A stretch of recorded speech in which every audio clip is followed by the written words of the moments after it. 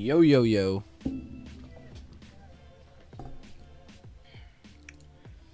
looking at the wrong chat. Oh, shit. Here we go.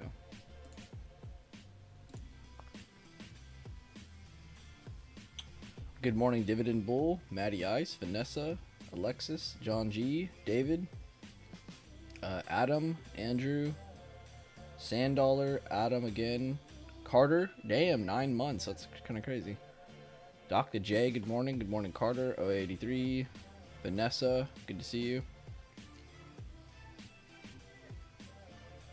Matty Clam said he's sharing this for 18 months. He said this is a lie. It's actually 21 months. You'll be hearing from my lawyer.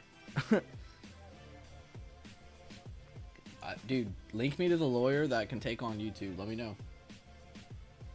Let me know. Who do I need to talk to?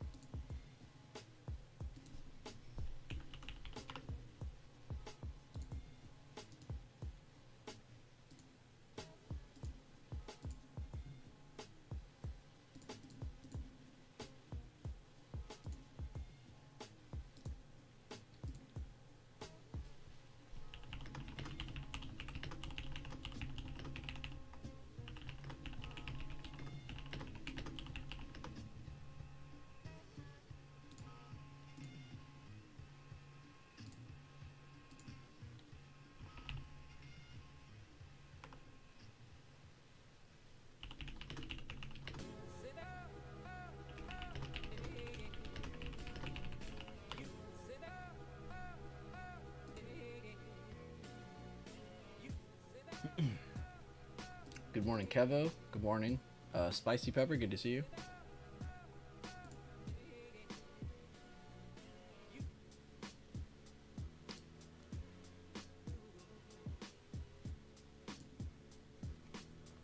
Alright, sorry guys. I was looking at chat. There's a lot of posts all at once. There's a lot to look at there.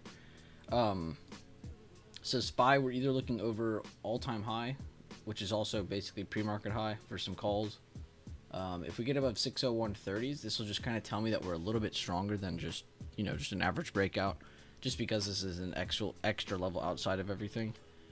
Honestly, really not looking for shorts unless I see a break under PML or some sort of break to the downside, and then maybe look to see if I can get a retest off that. But really not looking to short anything today unless I see, again, a break under PML. That's really my main trigger. For IWM, anybody here who likes to look at small caps, they're already doing their plan, but their plan's also breaking above PMH. Here's the old all-time high, 244.46, and we have some good forward targets here at 246. So, kind of using the same details there. Not really looking to short this unless I see a break under the opener PML. But IWM already starting off strong.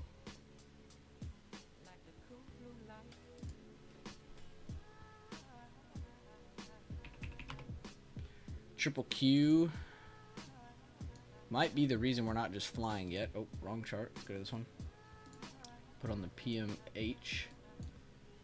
A little bit of a slowdown towards the end of pre-market. A little bit of a slowdown first 5 minutes. I like this wick here though, so we'll see if we get a hold or not.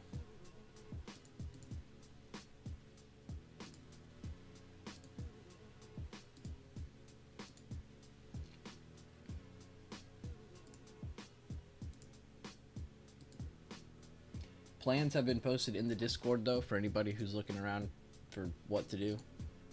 Plans have been posted. Who was able to catch the Sunday stream yesterday? I saw, actually, it was kind of crazy. You know, normally I don't do Sunday streams, but you guys actually gave the Sunday stream a crazy amount of views.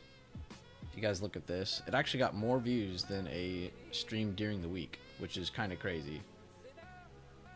219, that's actually nuts. So, pretty good amount of people actually clicked on the Sunday stream, which is very cool. Which, again, just for reference, if you actually go back and watch this, you really only need to watch the first, like, hour, 20 minutes. The last, like, the back end 30 minutes is us just kind of, like, bullshitting, having fun, going over random stuff. So, if you are wanting to go back and actually look at that in a focused manner, I did try to focus for about an hour and 20, and then everything after that's just hoopla. So, if you are looking to go back and review that, have fun. But thank you guys for looking at that. And yeah, if y'all want me to do more of those, let me know. I don't mind doing more of those, but I don't want to do those every week. So don't ask me to do that every week, because that's not something we need to do every week. If you're drawing your levels like that every single week, that's a good practice. But if you're someone who's been around for a while, you don't need to be doing that all the time. So you need to try to get used to your levels, is what I'm trying to say. But maybe we could set up something every other weekend. Maybe we do a different type of stream on Sundays. Besides that, maybe we do like some, I don't know, just bigger time frame charting only or something. I don't know. Yeah, monthly, that'd be cool. I think I'm gonna do it at the end of each month. Kind of like honestly, kind of like I did this last week. I did one of the last Sundays of the month. Is this the last Sunday of the month? It can't be, right? Oh, it was. Okay. Maybe we'll do that. We'll do like the last Sunday of each month.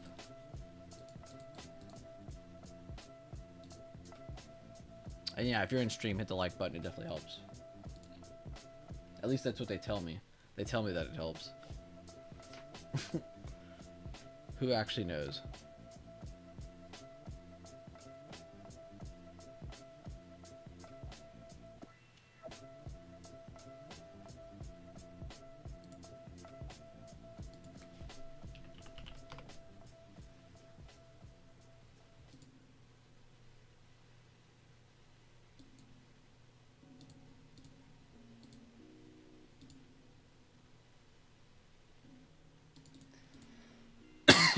Excuse me. Yo, how was everyone's weekend? We got Thanksgiving this week. To all my people who are not American, we have Thanksgiving on Thursday. So, don't be here Thursday, is what I'm telling you. That's your vacation day from us. Us Americans do what we do best. We're eating Thursday.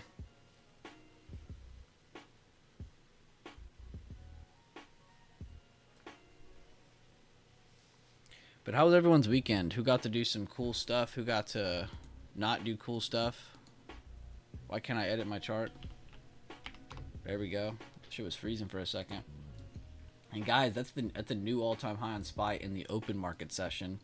We made one in pre-market for about 1 cent, but as you guys know, I don't really count pre-market highs or pre-market as an all-time high.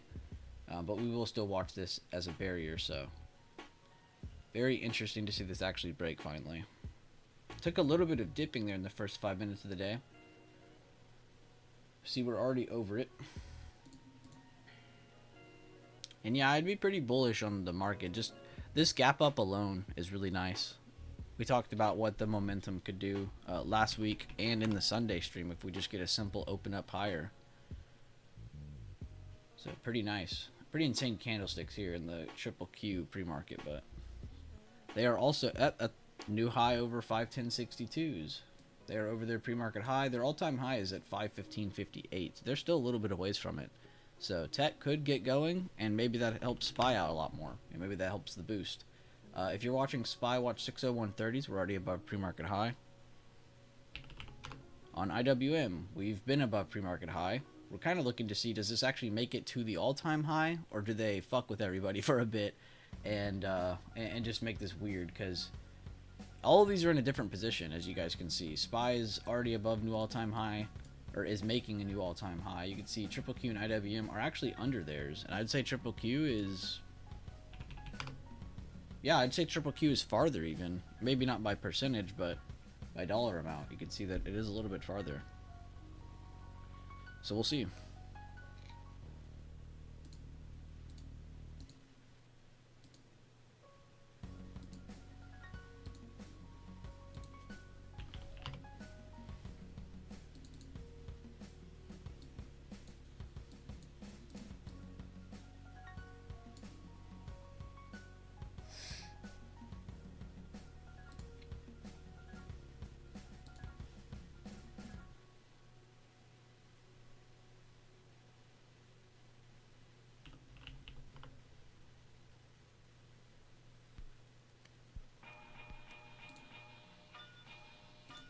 Why can't I pull up Discord? Oh, there we go.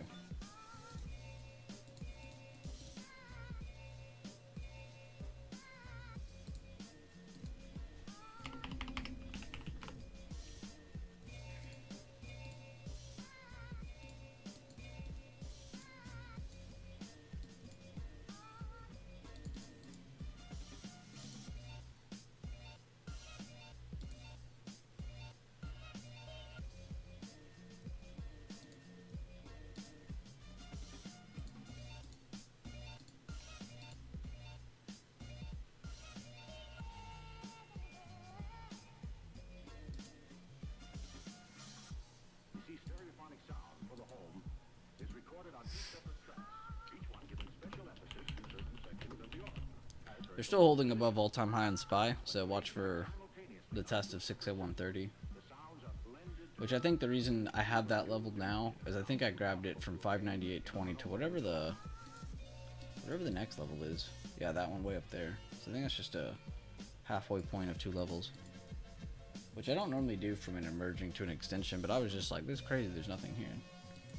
And I didn't want to just say 602.50, that's a little far. That's probably my next target. If we get above this 60130s area, I'll probably say 602.50s here in a minute. Just waiting to see if we actually get it or not, though.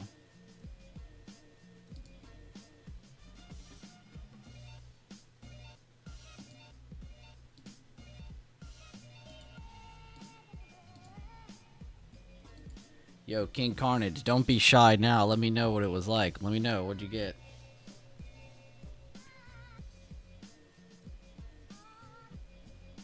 What'd you get, King Carnage? He just said, just had my best trade ever percentage-wise. God bless SPY. Let us know what it was.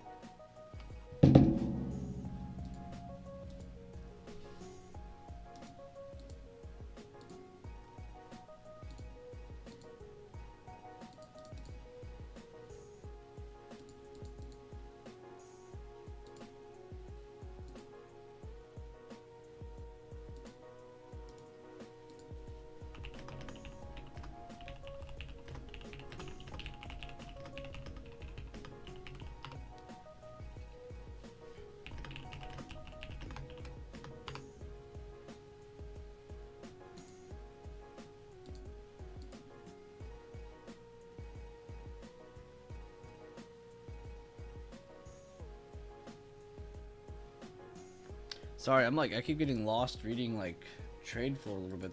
There's honestly a lot of there's a lot of posts in trade floor already. There's a lot to read.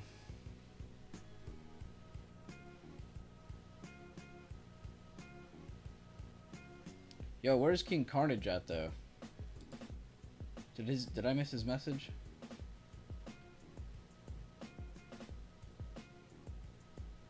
Where is this sumbitch at? He just said, just had my best trade ever percentage wise. God bless SPY. I want to know what happened. I gotta know.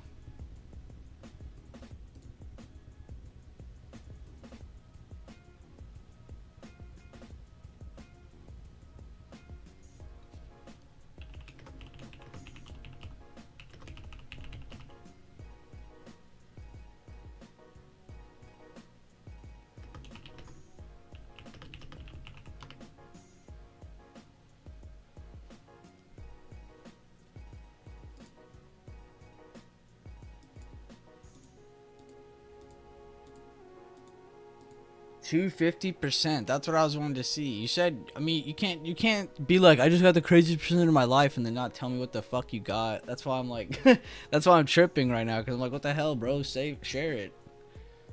That's like being like, yo guys, you guys want to hear a crazy story? And then everyone's like, yeah. And then you're just like, you just kill the vibe completely. What the hell? Yeah, you just edged us so hard. Alright, potentially still holding new all-time high, or old all-time high on SPY, sorry. John G, earlier you asked, sorry, I really was reading a shit ton of Discord. You asked you had a different all-time high on IWM. Here's the all-time high in IWM, 244.46. If you have a different all-time high on a different brokerage, that is probably because they're using a different source. Or they're counting after hours, which I don't know why anybody would count an after hours high as an all-time high.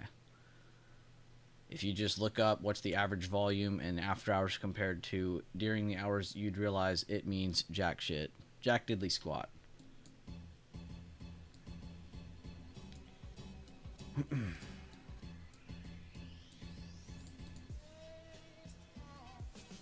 And yeah, round of applause for King Carnage, guys. After laughing at that real quick. Round of applause for King Carnage, bro. Seriously, good stuff for you. I'm glad you could get one of your best trades ever. That you deserve it, man. I mean, you're in here day in, day out, week in, week out, working your ass off. I mean, I see you around all the time, you know? You don't have to be the most talkative, but you are around here. You always stop in and say hi.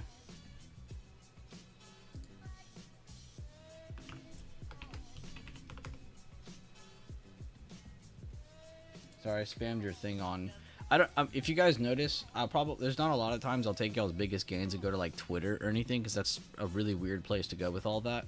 I'll go to the Discord and I'll go to Trade Floor and like tag at here. You know, that's the most I'll do with it. But that's because I'm glazing you. I like to glaze everybody in chat. I like to give that positive reinforcement. Only when it's really like deserved though. You know, if you just glaze everybody, it doesn't really work. But if I see someone working their ass off, man, you got to give them that recognition, because that is crazy work. Seriously, good for you. On Thanksgiving weekend, too, dude. This week just started.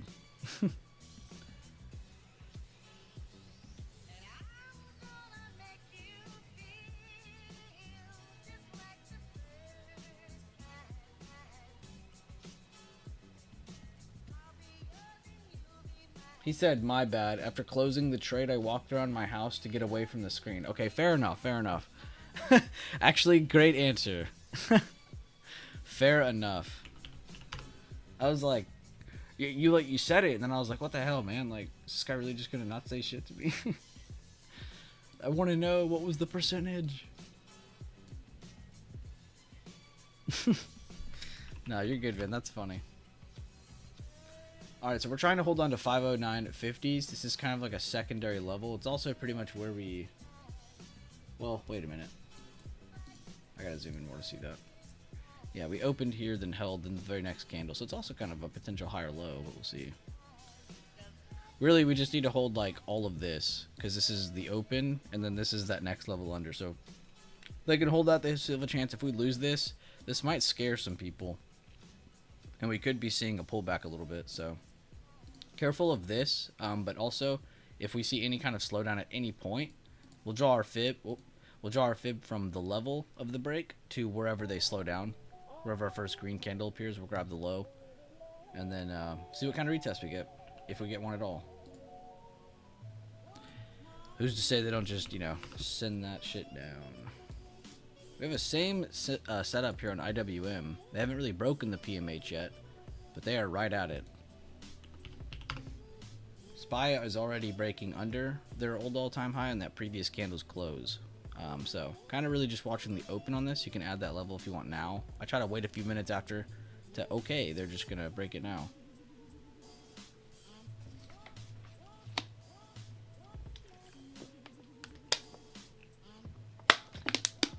Oh my god, water's literally the greatest thing.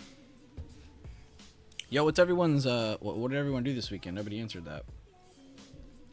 Or maybe y'all did, I just didn't read it.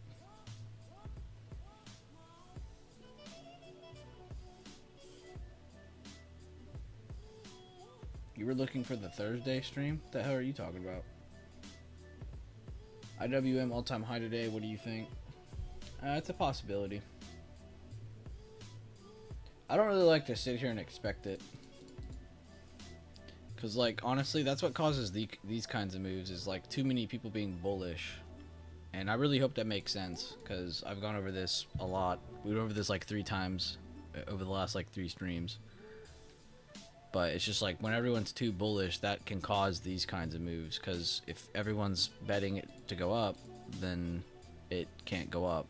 That's just how that works.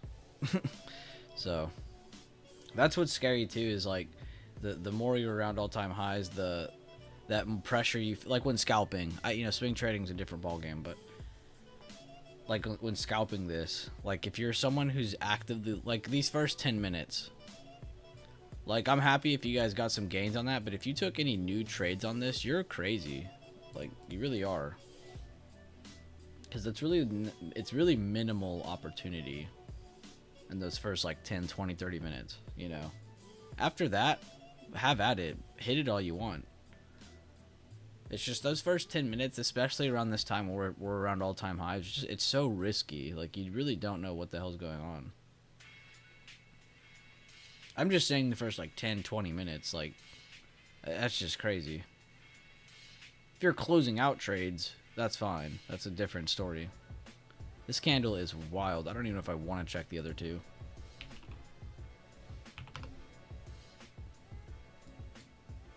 Alright, careful for IWM to break today's open, which is 241.50, 241.49.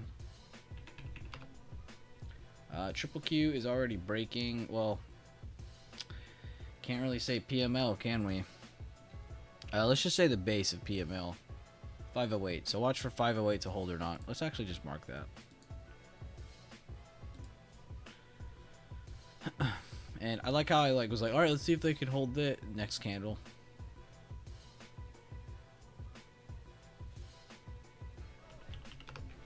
The very, oh, whoops, not APY. We don't care about that.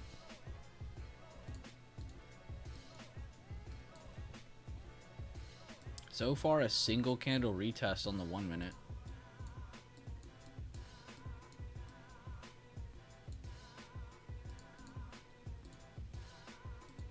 Yeah, crowded trades. Good way to put that, Adam.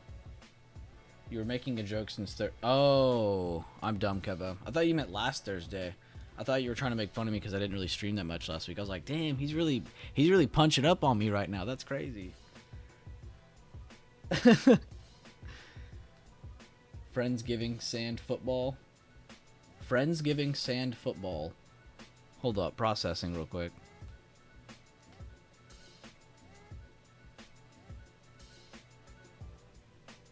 What kind of football do you use in that?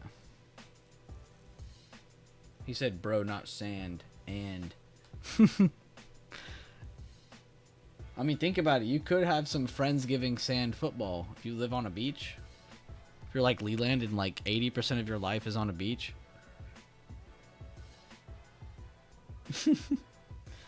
Now that sounds fun though. Friendsgiving and football. Yeah, there is a lot of football gonna happen.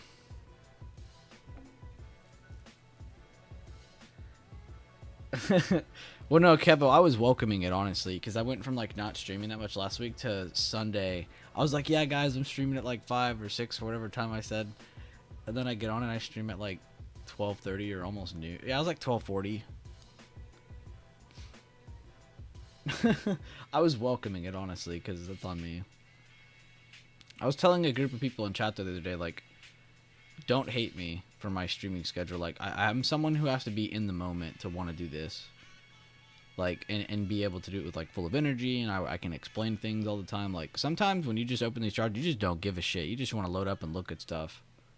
I could have totally done that this morning, but I was like, you know what? We're going to probably make an all-time high today.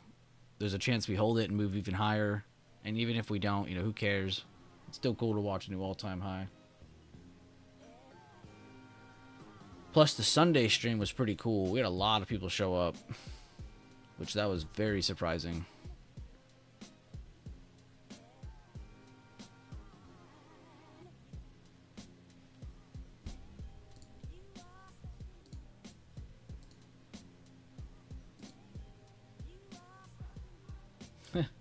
React.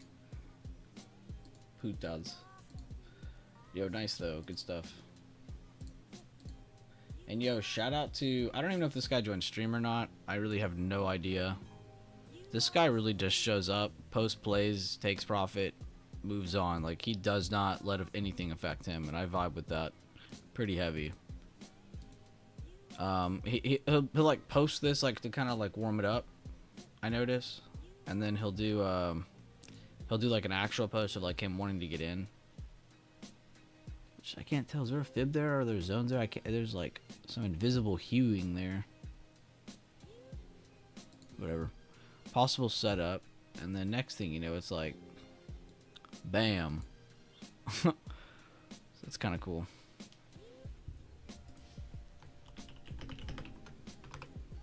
I think I want to detouch his friends. I can't remember. That guy hit some pretty cool plays though.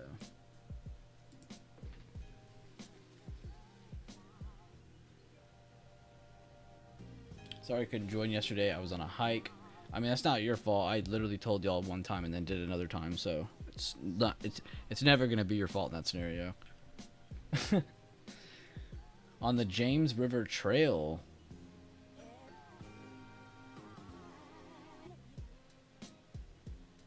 What's pre-marketed on Weeble, Adam?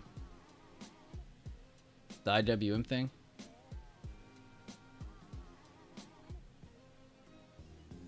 I'm sure John G figured it out by now. Oh, that off-color hue. Oh. The invisible thing. Possible bearish retest under current day open on SPY 1 minute. This is also almost 9 o'clock, which is pretty crazy. Be careful though. We have seen a little bit of wicking here, a little bit of weakness as bears failed to just continue on under these new lows after making a new low. They made them and then wicked, which is one thing to be kind of cautious about as a bear. So if you don't just flood through, that's probably why. But I do like the fact that we are under a current day open after failing, and this will be the second time coming up. So instead of just one little single candle retest, you're actually getting a little bit more. So bearish retest to the downside might actually be kind of hot right here on SPY. For anybody who's looking at that kind of thing. Now, if you do get the break over 599.50s, get the hell out. Because you don't want to hold above that. Oh, and there's that dip. So they are in the new low. They are into the low. If you were scalping, this would be a good first target. If you're being smart about things, a good second target would be this next level. Just because you don't know that it's going to make a new low. So if you're going to scalp, you got to hit your boundaries, right? And this is one of your boundaries right now is this low. So if you do get into that, which hopefully you don't get them that quick, because you know getting in and then getting right back out or skimming some of it right after, it feels crazy, like you feel chaotic. So hopefully you get a little bit of time before that, but it's never going to be what you want all the time. So that was kind of cool to see it happen the very next moment.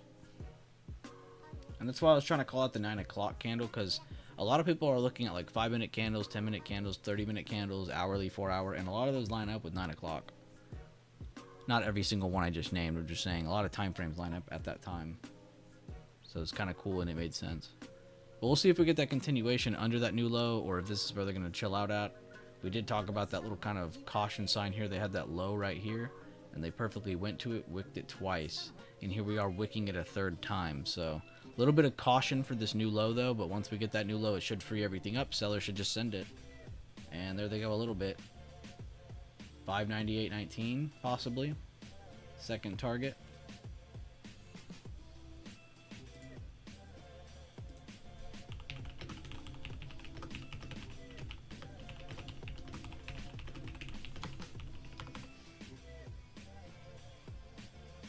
And I'm trying to do my best to explain things when I go over potential trade ideas. Like, I really liked this one because it was probably the most passive one I've seen today. Also, it kind of lines up with everything we talk about. You can see at the high of day on the 1 minute, lower high, got a breakdown, so it kind of initiates a structure break. Then you get that pullback, you get that bring up, or pulls back up to it. Looking for that first target, second target. If he gets back above that, we're just out completely. So I hope that made sense to anybody while I'm going over this. It can be a little hard to multitask, but it's kind of fun to go over your templates, because this is honestly one of the most basic templates we have. But yeah, I hope that helps, because I know some people struggle with live explanations over just watching somebody go over something afterwards.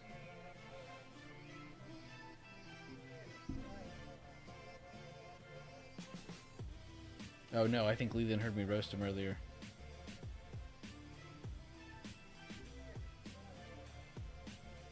I said 80% of your life is on a beach or something like that. I forgot what I said. I forgot what I was even saying it about, too. No, you don't need to rewind. That's why I'm helping you now, because it wasn't even worth a rewind. It wasn't even that funny. Oh, that's what he said. He said football, sand, football, or Friendsgiving, sand, football, but he was trying to say and instead of sand. And I don't know why, but sand made me think of you. Yo, what's up, Hayes? We were just glazing you in here. I was literally like, I don't even know if this guy joined stream or not. This dude just shows up, calls out a thing he thinks is going to work out, and then he just gets in it, and then he's out of it, and next thing you know, he's posting like 150%, or sometimes like 80%, sometimes it's way more than that, and it's just like, this guy shows up and just kills it. What's up, though, Hayes? Glad to see you, man. I just wanted to let you know we do talk good about you a lot in here. I go over a lot of different trades in the chat. You pop up here and there.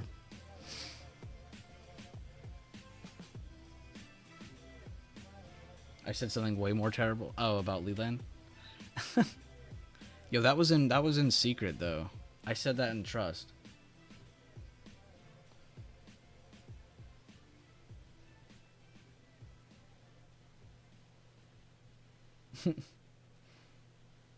About 3 to 5 months ago. Yeah. No, I was saying, I mean, you can rewind it and hear everything I said, but I was saying I thought that was cool. I don't care if someone's in stream or not. I just like to see that someone's progressing or has like a path ahead, or like, feels comfortable with what they're doing day to day. You look comfortable in your own skin. At least with your trades. That's always fun to read. But guys, look at that. We had a good reason to be scared of that low right there. I would almost bet if we do reverse for the day, this is going to be where it's from. Is that low of that wick, because they failed that multiple times. And even when we did close under, if you look at this candle, it's an inside bar. Technically this is inside of this candle still. So if you really think about it, the only candle that actually went lower and didn't close lower than this ended up being the candle that brings a bunch of inside bars. So there's a lot of indecision after making these lows. So we did get the fake out, but we didn't get as much follow-up as I think a lot of us were expecting. But still, cool trade idea. We got to go over a bunch of cool things live. It happened very quickly too, so that was also kind of cool. We didn't have to wait forever. And we'll see if we get continuation or not. Honestly though, I'm going to extend this over. I'm liking the continuation back up if we can get over CDO. If we don't get over CDO, current day open, I'm not really liking this. And that would just be the starter. You know, we still have the old all-time high to get back over, which you can see we definitely struggled at. Not just going up, but also coming back down. They definitely slowed down around this for a bit. And then you can see, too, lower highs. So even if we do get back above this, we still have the high of day to worry about.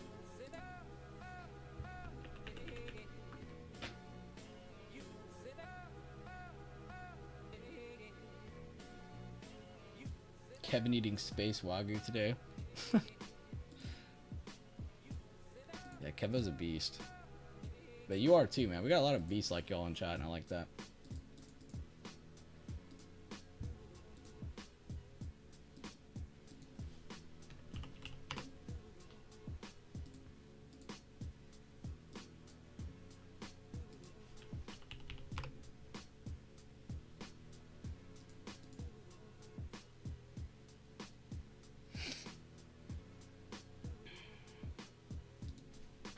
I guess we could check on Bitcoin. I know we got a couple crypto fanatics in here. Crypto is also pulling back a little bit. But fair enough. It kind of falls into the same conversation that we talked about the other day. Also, if you paid attention to my post in the live stream or in Discord, I posted in both. I actually posted that I think this is where we're going to slow down. If we don't, here, I was saying 130K is probably where we're going. Like 128, 130. So one of our two scenarios is working right now. We are slowing down, which remember, if you went to the old all-time high, these were just fib targets. This level right here and these levels right here are all fib extension targets. So, I mean, they're just calculated targets that Leland showed us how to use. And kind of cool, we used one to retest a little bit short-term, another one to kind of slow down against. But same conversation, though, that we just had on SPY is kind of happening to Bitcoin. You know, it might just be an overcrowded trade. Too many people are expecting it to continue on, and that's why we're not getting that continuation up yet. So, could also just be natural selling. Maybe we're just done. Who knows? You won't know until a little bit more structure develops. But it's a cool conversation to think about because it like kind of opens up your mind a little bit. You actually can understand things a little bit more. It's not just as simple as going up and down. There's a little bit more psychology behind it.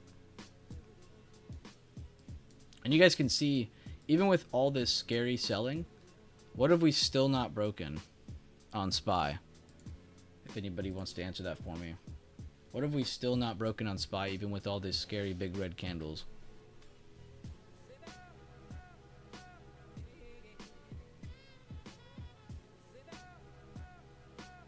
I ended up 2 fishbowl margs deep last night and didn't manage to post those swing charts, but I'll get on. Oh, I didn't post mine either, but it's okay. It's okay. Just make sure to look at the tickers that I mentioned. If anybody in here wants to look at a bunch of swinging tickers that we were looking at last week into this week, I will rename all of them again. Give me 2 seconds to find them. And this is just in general.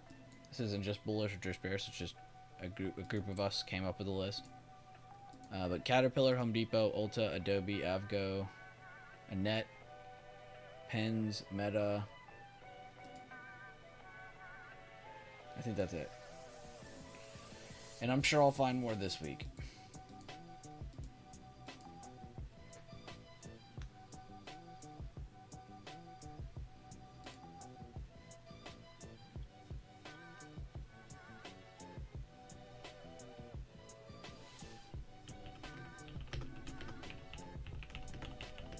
Oh, I need to tag GG on that one trade.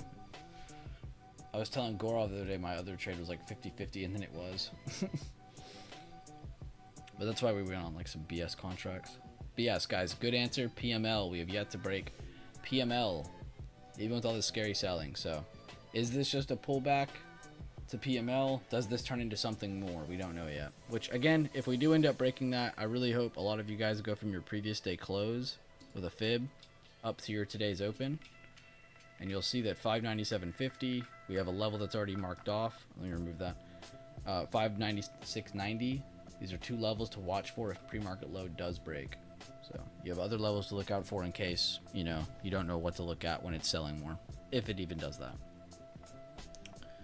But right now they look like they're trying to pull back a little bit more. We got another lower high under that 599.50. So if you were in that bearish trade we talked about, which we were saying not closing unless we get above that, we did get a confirmation to keep holding, and we got a new low there that boosted into that second target. So I hope you guys have any kind of profits. You can definitely trim most of them because you don't know that you're going to get continuation. As I just finished explaining, we have not broken pre-market low yet. So yes, we're under current day open, but there's a huge big ass barrier right under us. So let's just be realistic and maybe exit that trade. We'll look to get continuation under 598.19. We're getting some more selling here, so they're actually letting us get the hell out again.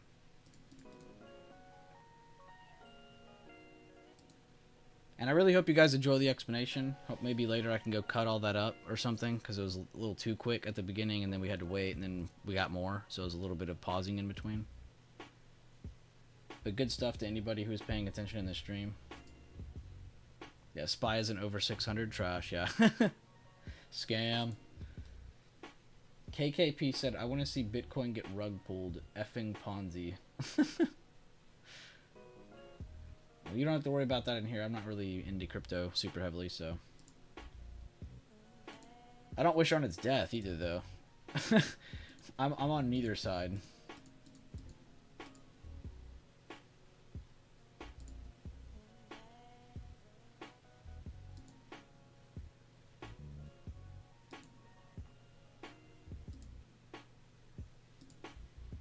And yeah, honestly, today's a good explanation on how to use the levels correctly, order of operations. Because I see too many people try to do this a little too early.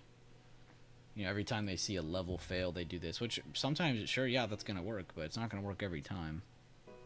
So it's good to use them in the correct order. This right here is kind of like warming us up. Because think about this. This is like really what dictates your direction is this right here. So they went above it, right? And then what'd they do? On the 1 minute, they made lower highs. On the 5 minute, it doesn't really look that aggressive. It just looks like a pullback. But then here on the 1 minute again, you can see after we switched from the 5 to the 1, they made another lower high. So this honestly should just be kind of warming you up. I don't know if they should shove you into shorts yet. And this should definitely make you a lot more confident, because this is above something that is telling us we should be bullish. This is below something that is telling us we should be bearish. So this almost pretty much amplifies the setup. And I hope that really helps you guys out. I already drew the overnight fib. I just deleted it because I don't need to stare at it. 597.50 is the 50%, and then this is the golden pocket, guys. They've pretty much hit the 50%. Maybe off by a couple cents, but like I said, we already trimmed our trade off that low. We'll see if we get continuation. Good looks though, Andrew. I'm not bashing you. I'm just letting you know. I did draw it already. You guys don't gotta tell me to draw it, honestly. That's like, if anything, it's the other way around. That thing has turned into like an addiction for me to draw the overnight gap. Like honestly, that should be the easiest thing you guys remember. If there's two things I hope you take away from my strategy, it's current day open dictates direction, and then what Leland taught us, the overnight gap fib. Which again, if you guys can literally type what I just said on YouTube, on my YouTube, and you'll find that video. It's just a quick conversation between me and Leland covering the overnight gap fib. But there are other videos that have covered the importance and effectiveness of that. And yeah, look at that. Not perfectly from that overnight gap fib, but pretty damn close.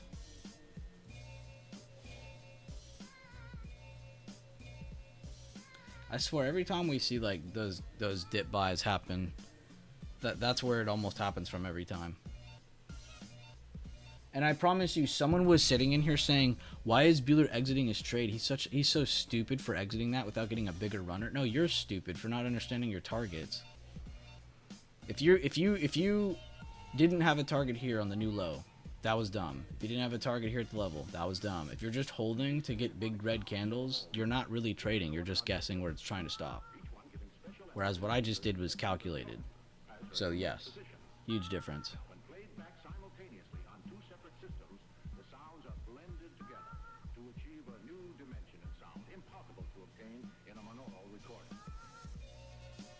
Yeah, we did just kind of give out money. Honestly, and it's not just me. I'm not here to just glaze myself. Like, let's be honest. How many people in here posted plays last week and nobody followed them? A lot of them. Hayes, short recency bias. I'm remembering Hayes's the W trade. You know, and there's other trades that get posted in here too that people aren't following. Like, that's fine if you guys aren't following them. That's cool. We have a lot of free thinkers in here. People don't like to follow other people, but they like to review their trades and be happy for their success. You know, but if you see a trade in here that you're also fucking looking at, guys, get into it. Don't bullshit around the don't beat around the bush and say, oh, well, I don't follow people's trades. You're not following people's trades. You're just not paying attention to the chart. That's what it is.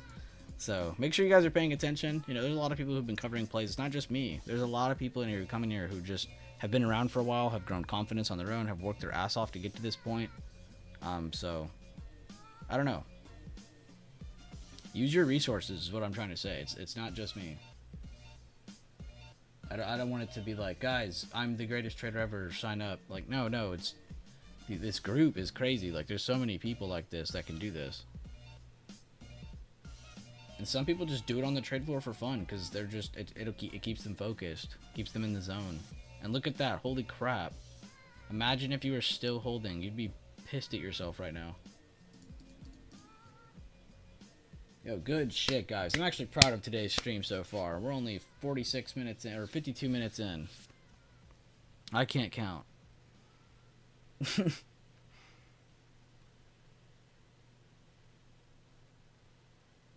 Yeah, for real, Kevo. We looking good.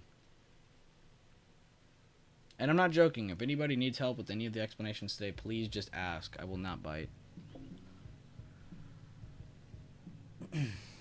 But if you're someone I've seen in chat for like 3 years and you come in here and ask me what an emerging candle is, it's about to be WWE in here. Yo, what's up, David Ballard? Good to see you, man. Time and time again, BB system works. You know it, bro. Little 90% entry. Oh, yeah. My bad, Carter. I saw you say that in chat, and then I clicked right off of Discord and started reading YouTube. I did see you say that, though. Little 90% entry. Yeah, cool, too, because it happens in 2 candles, which I feel like this is, like, the strongest version of it. Like, one candle to turn green, the next to get over something that you actually are looking at, like a level or a pre-market low or, you know, just anything.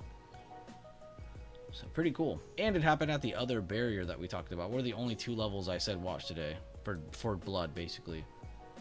Well, we didn't know about current day open until, you know, 15, 20 minutes into the stream or into the open. We didn't know that you could watch that yet. So then we knew. But before that, we knew pre-market low was a pretty big barrier, which that's not a perfectly straight line. It looks cool. But that's pretty cool that the 90% happened, because I really don't like them if they just happen at random levels in between. But I really like them when they're like the outer barriers of something, if that makes sense. Like a pre-market low or a previous day high or something like that. But also a current day open. I really like when they happen at those levels, not just randomly at, you know, random ones. Like if it happened here, I don't think I'd care. Happen here, okay, that's pretty cool, because that was kind of like the outer barrier of what we were looking at.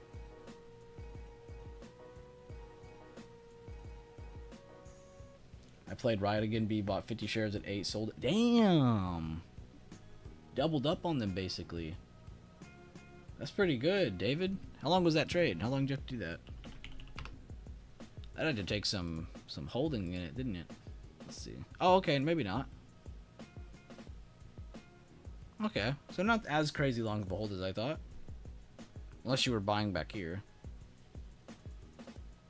Were you buying over here? Were you buying over here when the trend changed? Roughly a month. Okay, probably over here then. Damn, you're a beast, David. I'm assuming you're playing it with the cryptocurrency going up and all that.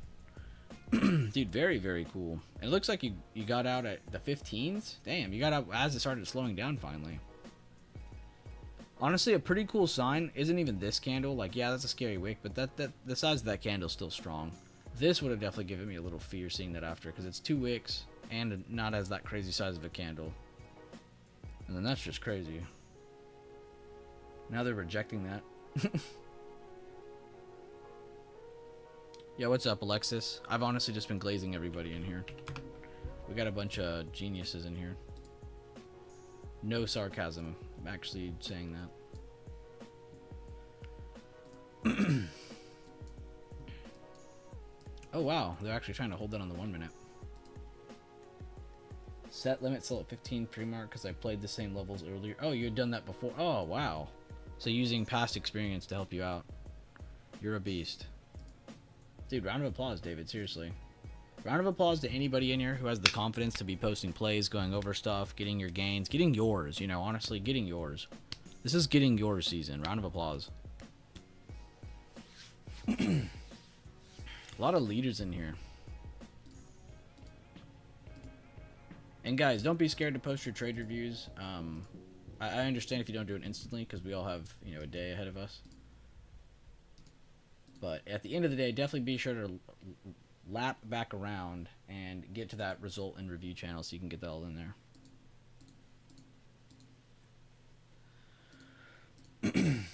Andrew, you're still in Avgo, I'm assuming? Avgo? Avgo? Avgo? I don't know what we're calling it.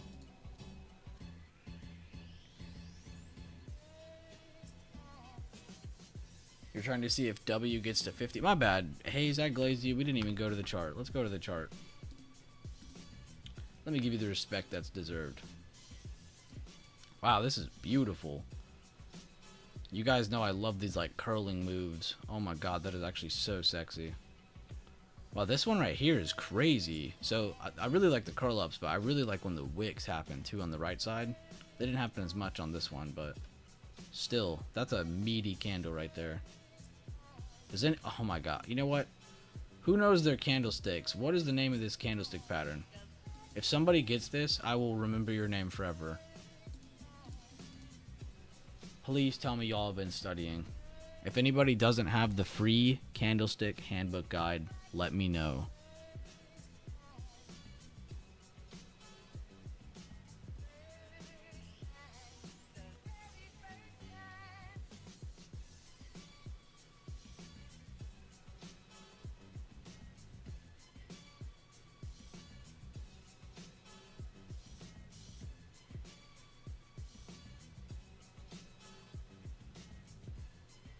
Come on, somebody get this. I want to see the exact name typed out.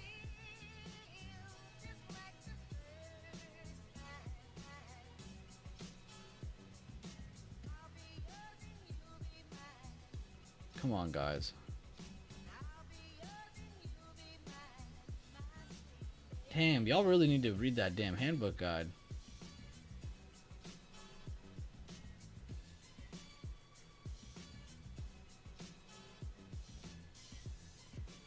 No, there's no way you just type bullish kicker. Eric, you better be rage baiting. No, I mean, there's a hammer there, but we're not looking at the hammer as a whole. We're looking at the red and the green candlestick. There's not just a hammer, guys. A hammer is a single green candlestick. Well, I mean, or red. I guess it could be red. No, Maddie, chill.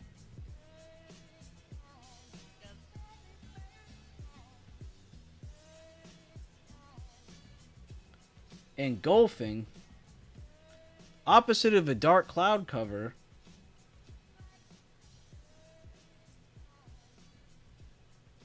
hanging man. I'm about to be hanging man. Come on, guys. No. So Maddie in OA83 kind of got it.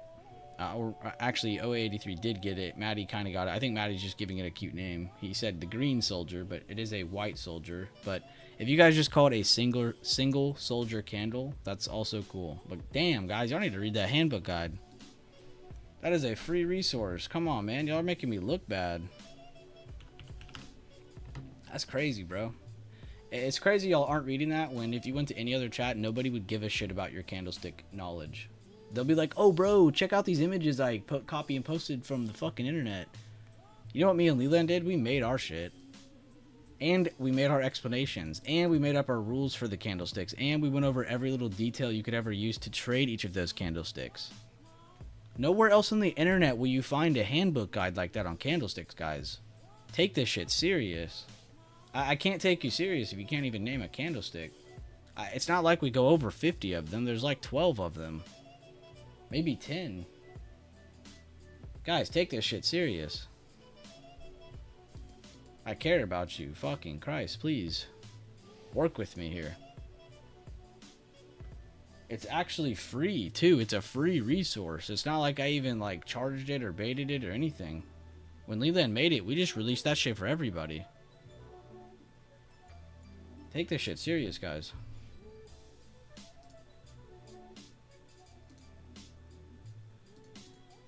And I'm being serious. Like, candlesticks will give you confidence. They should empower your trades. It's not just breakings of levels. It's what candlesticks help break those levels. What entry types, you know? And all this combines together to give you better opportunity.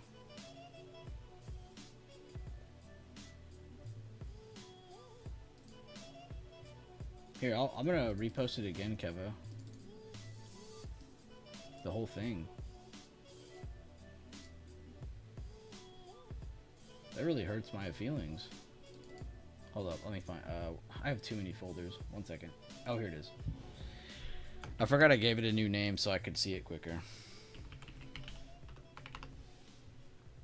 Free PDF, guys. Reposted it again on Trade Floor. Actually absurd what I just witnessed.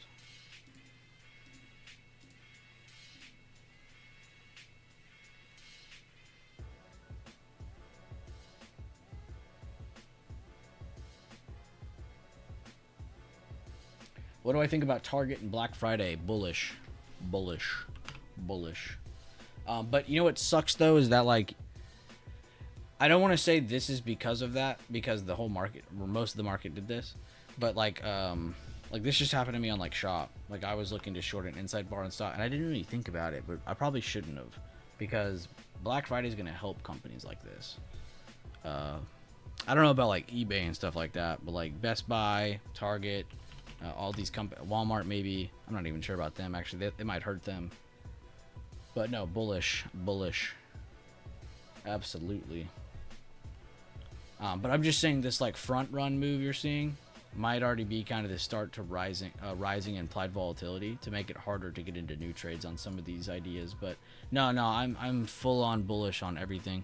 Like, honestly, it's funny too, because if you look up, go to Google right now, Google any company that you're thinking about for Black Friday, and then look at their historical like earnings, their revenue differences.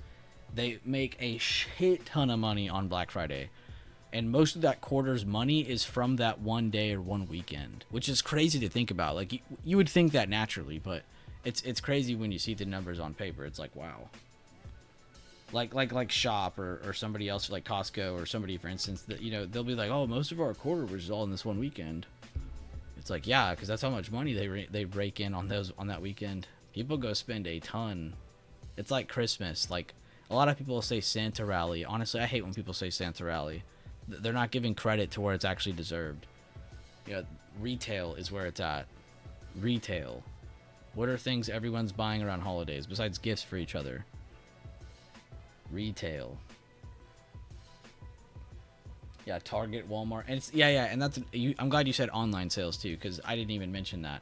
I'm not even including online sales. I was just going over, like, all the like, people are way more active during the holidays, so all these online sales are even better. And I think that's why I mentioned Best Buy, is because, like, again, all these online deals are crazy.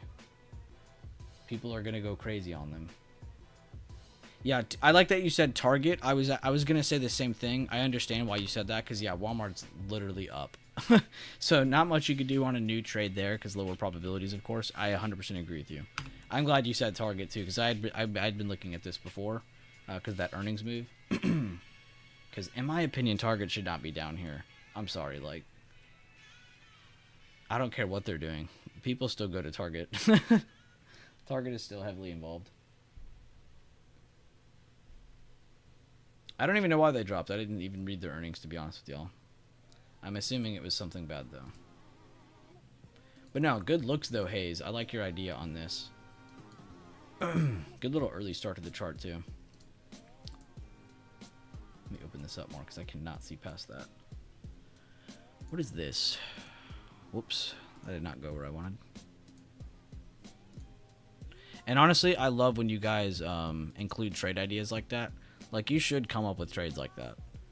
Not just, oh, does it have a bullish pattern over a bullish level? No, you know, is there some logic behind it? You know, why would you be looking at this around this time of the year? That's something great to look at. That's another thing you can look at. There's nothing wrong with that. I was just seeing if they tested that gap fib or not, and they did not even touch it.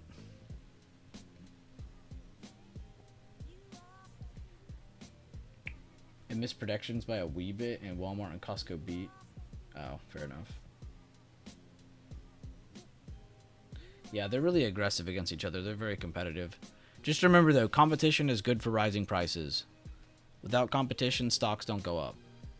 Companies don't grow. If Apple, Google, Meta, you know, if all these tech companies never competed with each other, we wouldn't have what we have right now. So, no, it's really good that they're competing. You want competition. At first, when you think about it, you're like, wait, I don't want there to be any competition. I want this company to be the best by far. And then you know, actually get into it and you realize, wait, that's the wrong way to think about it. And damn, did they really finally just now stop? Nope, not even really. They might not even be done yet. Crazy retake. We saw them do it within 3 candles. Nice higher lows holding it again. So they actually held on to the bottom of that barrier pretty damn well. I'm glad we talked about that beforehand too, just to kind of remind people like, hey, this has been dropping. Maybe don't start shorting it here yet just because it's breaking a bearish level. And that's what I'm talking about. Like, does a strategy you have or know of have the theory or like reasonings behind doing certain things like mine? No, they don't. I've never seen a system like mine online. It's not just breaking pre-market highs, pre-market lows. It is so much more in depth than that. And if you have traded it, you know exactly what I'm talking about. It's like you're able to use your context. You're using you're very aware. I would say this strategy makes you aware.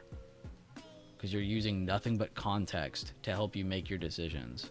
You understand with that context to the certain probabilities of certain things. If it does this, it should do that. If it does this, it should do this. And if it doesn't, then you know how to react because you know how it should be reacting. And if all of this is over your head, I'm sorry. But you just got to get into the system more. Potentially another rejection under today's open. Very quick pullback here. Let's see if they want to take another crack at it under 598.19.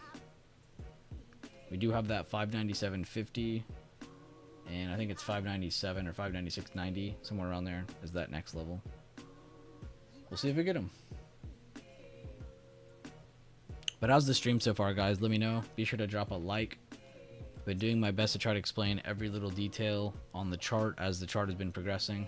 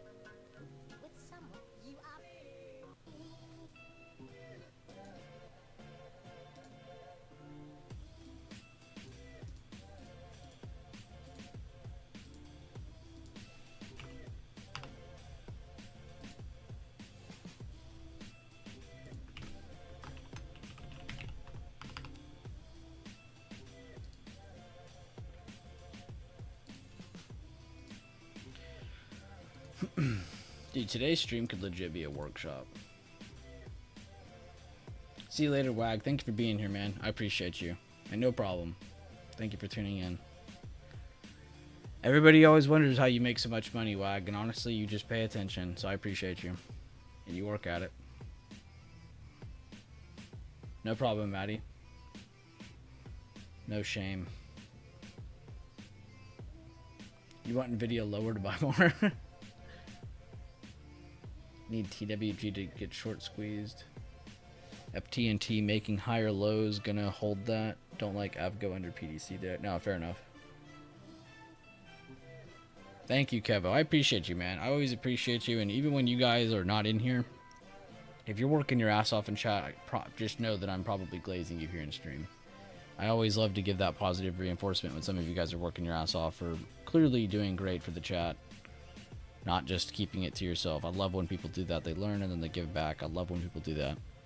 It allows the chat to grow, because it's pretty hard for just me to do it. So when we get like a team of people working together and going over things, it's really nice. So I appreciate you. Love you too, React. Thank you. And there's just see like that. Like I can't even think of just a couple people because it's not fair to others. Like I'm like, oh, it's Kevo, React, Hayes. Like now there's so many more people than that do that kind of thing. We just all do it at our own time. But no, I love everybody in chat who's like that, who works their ass off and gives back. I hate when people learn the system and then kind of like just leave. It's like, okay, bet, which fair enough, they can do that. It's their choice.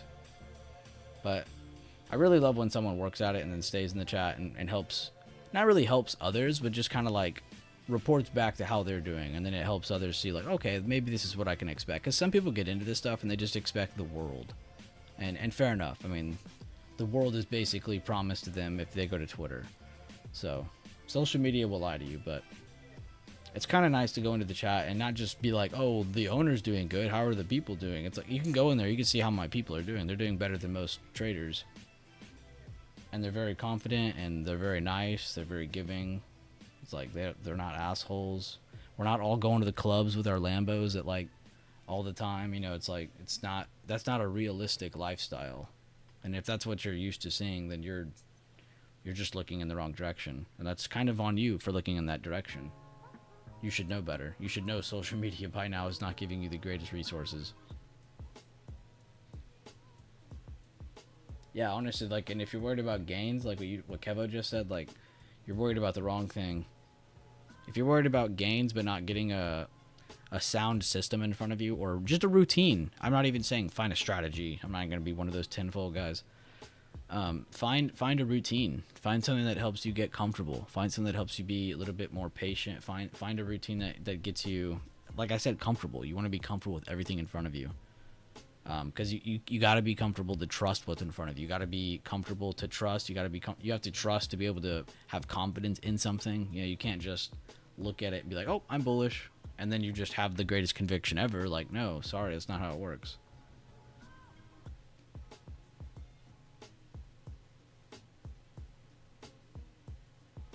But no, that's why I'm telling y'all that, because like it's really cool that we have so many people who understand that now. And I'm glad we got to go over a lot of deeper details about the system. If anybody is just now joining, go back about 20 minutes, 30 minutes. Just start watching.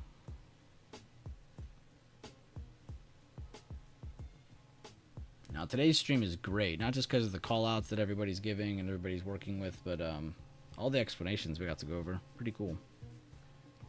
And it's only 9:38. The market's only been open an hour and 8 minutes.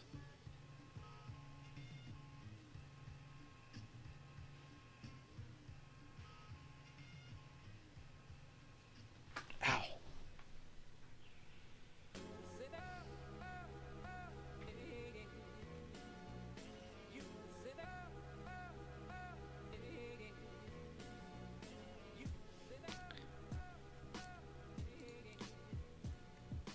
What's up, Carter? I saw your gains, dude. You're actually killing it.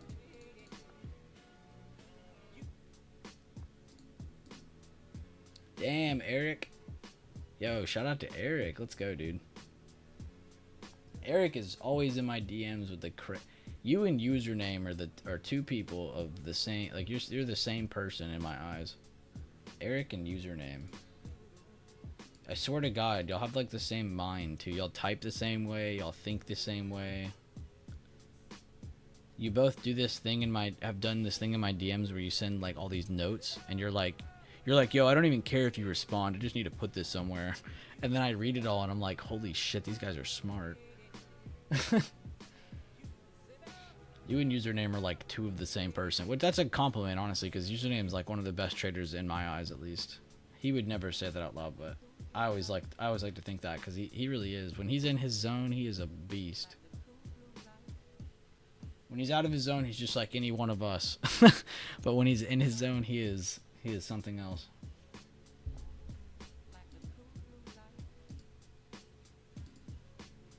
Don't tell him I said that. But you're great too, Eric. I just want you to know that.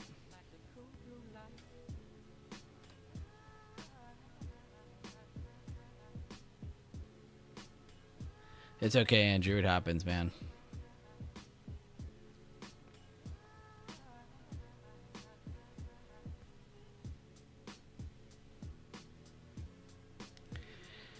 It happens, but I feel I feel it.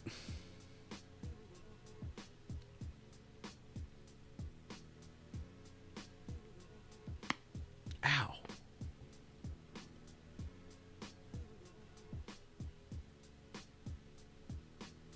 Refining. Your bag holding it? Oh, God.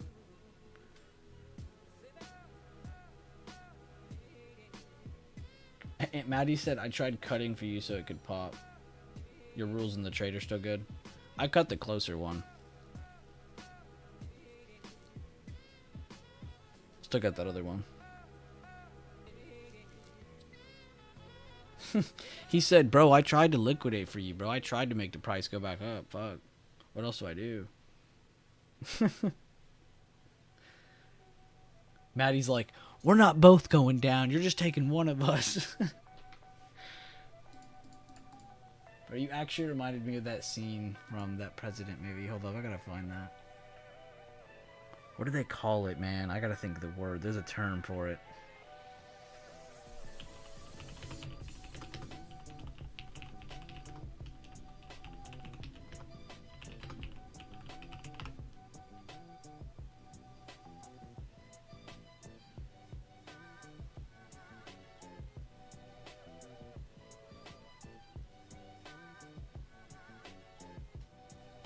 Oh, here it is. Wait, let me find the actual scene.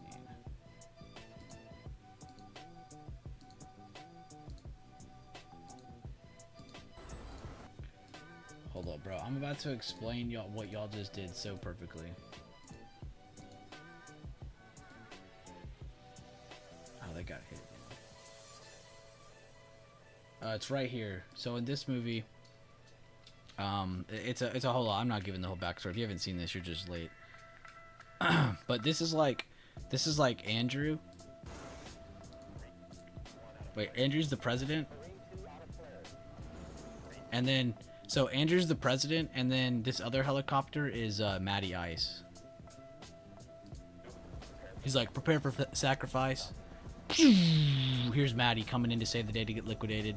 There's Andrew going, his bid's going up, contract going up. Bam! Oh, there's Matty. Matty's down. Andrew's price is going up though. We're good, right? Oh, nope. Andrew screwed too. There's a second missile. As soon as you said that, I was like, prepare for sacrifice. Which they would never actually call it that in real life, but I doubt they'd be like, prepare for sacrifice, Marines. Like, no way that's what the protocol is called. Yo, let's go. He said, just following the system. 360%. Poorly managed, went too big, too quick. Wasn't able to average. Damn, I feel like I never see Marinte lose.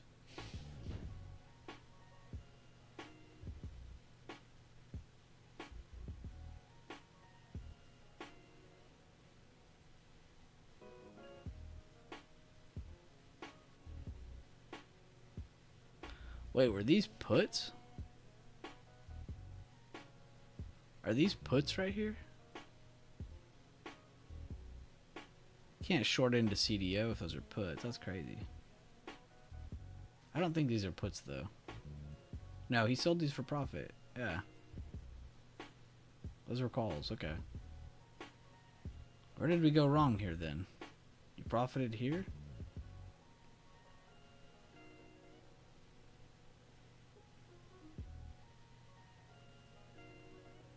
Am I reading this wrong?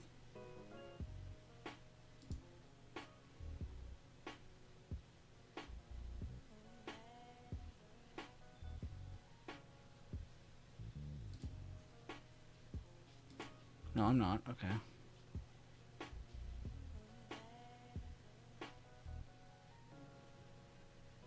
Oh, you were saying you during here you were minus 300. To be fair, this is a little risky what you did, but I would actually say your management was really good because you weren't just buying randomly. You were at least buying at the best spot of just above CDO. I gotta reply to this.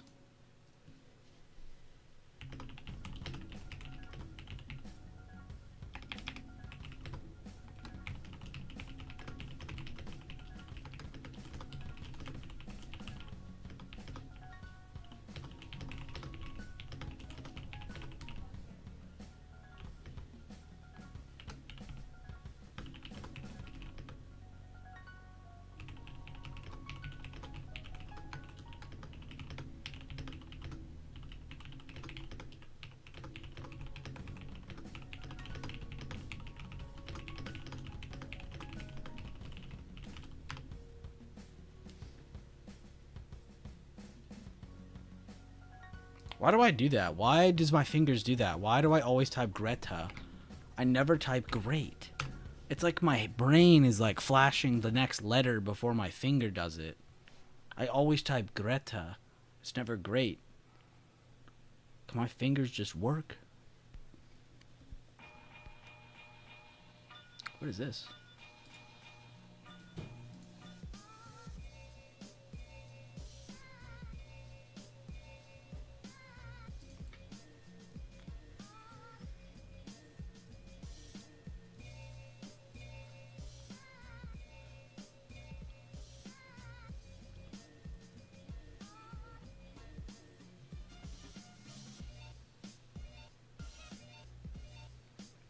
Damn, this will get you motivated. Yo, can I delete something in here? Who's getting deleted? Oh, well, we can't delete that. That's almost 1,300%. Sorry, Mel.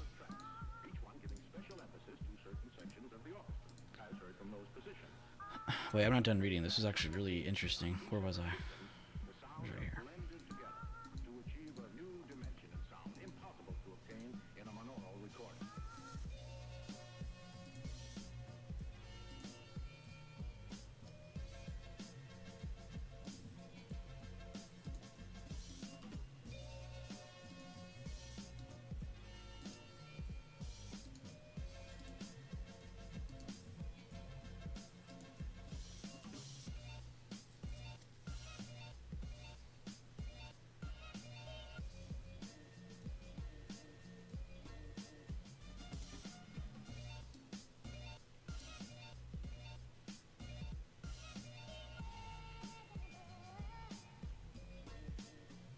I recently heard Leland say he spent a full year trading one contract at a time in order to gain his understanding of his trading setup and make sure that he had it dialed in. A full year trading a single contract at a time. Do you have that level of discipline? Ask yourself this. If you knew that level of discipline is what it takes to make you consistently profitable trader, would you do it? Bottom line, trading is hard. And actually hearing that from one of the best traders in our chat, I've always argued him and Leland are up there. And they've been around me for a fucking long time. How long has this dude been in here? April 20. Dude, Jesus Christ.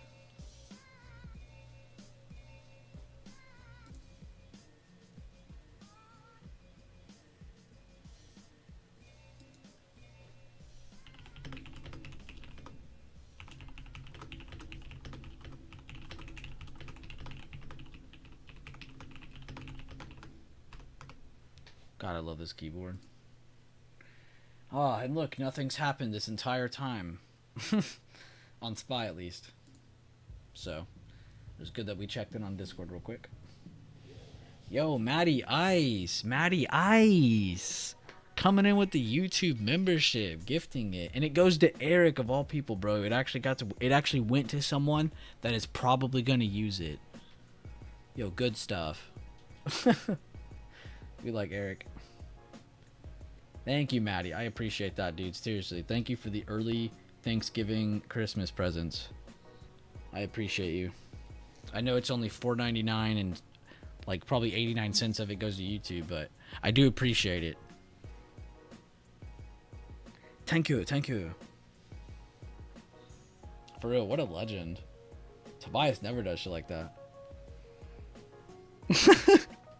I'm just poking at Tobias. Yo, Tobias, what are we doing over there in the Netherlands today, bro? What's the weather like? Hey, no market Thursday, Tobias. Us big fat Americans got Thanksgiving.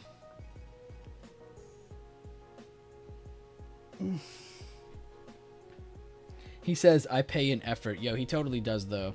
Real quick, guys. If you have access to the Discord and you have a membership, you have access to this channel, which is by my amazing friend Tobias, who has, honestly, a brilliant mind.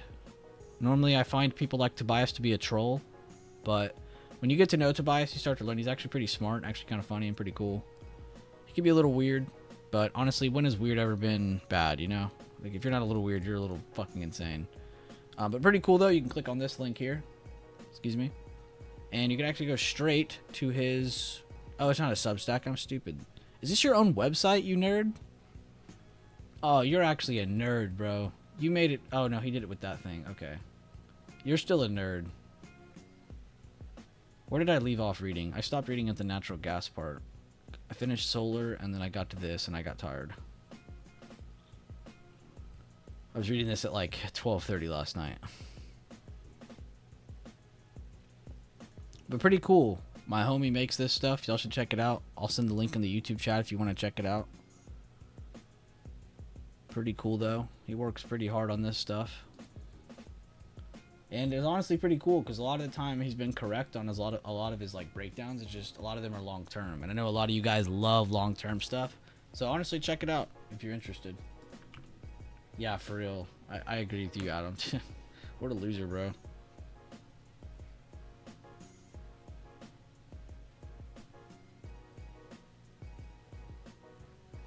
Tobias said, I rode a car today. I am learning at 30 that a bike is not everything. Wait, you are actually this EU? That's crazy. It's a Notion. I use it all the time at work, so I know it well. Oh, it's Notion. That's what it is.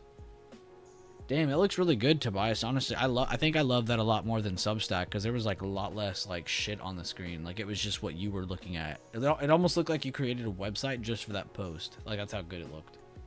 Honestly, round of applause, bro. I wanted to tell you that last night, but it was a little too late.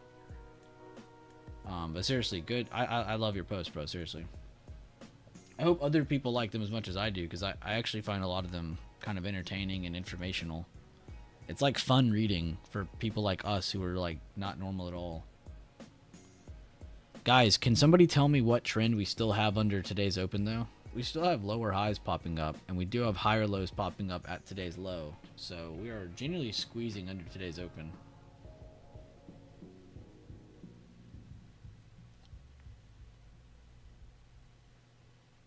It's okay to have bold claims, Tobias. We all know that what you're posting is like what you believe in. But it's still kind of cool to listen to some of the facts. Like, not everything you post in there is your opinion. There's a lot of the things that I find entertaining in there that are just covering sectors that I don't think about as much. And you cover a lot of different ways of thinking on it. So, honestly, I find it very helpful.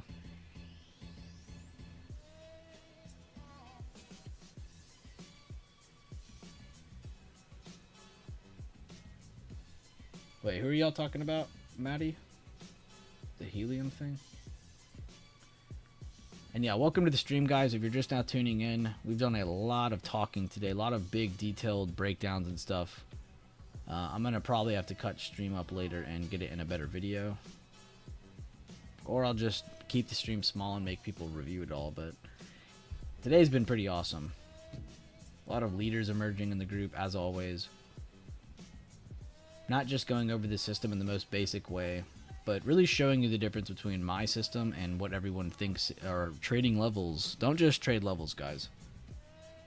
You need to have a system behind the levels. The correct order of doing things. Honestly, it's something my system has had to adapt to just because of how many people started trading levels. It's amazing. JOBY is pumping. And I really want to sell simply because I am up. Here.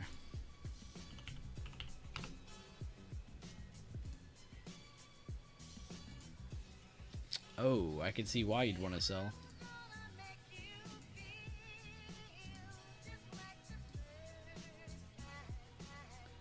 I don't know, man. Think about past times that it's gone up. And you use my rule, for example, like wait for a small gapped up body.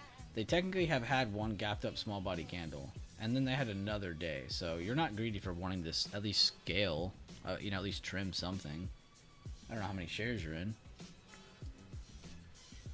but yeah, I mean I can definitely see why you'd want to trim something.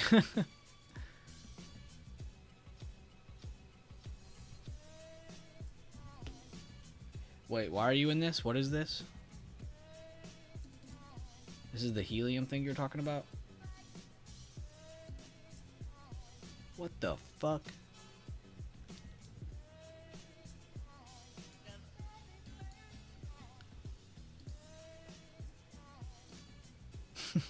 A natural reaction when you see a chart like that.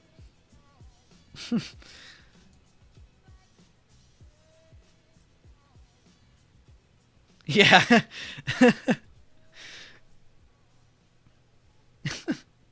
Now that was actually kind of funny looking.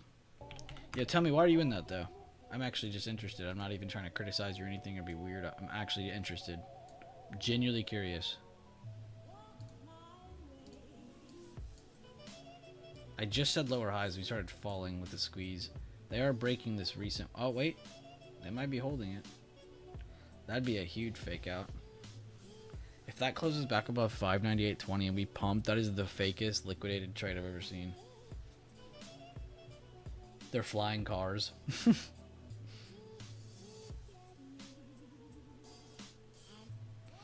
You show me a car that flies and I'll invest. Then again, I really don't know how that would work. Have y'all ever thought about that with the like the Jetsons? How the hell do they deal with traffic?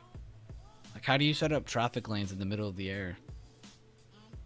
Levitating lights? Like, I don't... And then do like a billion of them in the sky?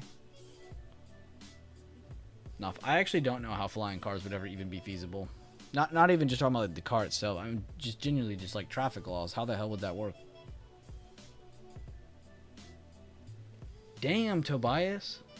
1,300%. Did you type that right? That was correct?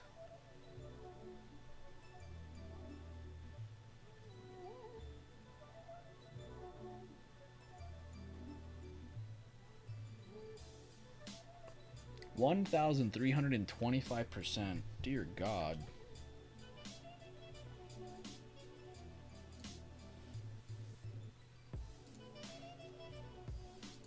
I should have just screenshotted your 1325% and then been like, guys, look what I did.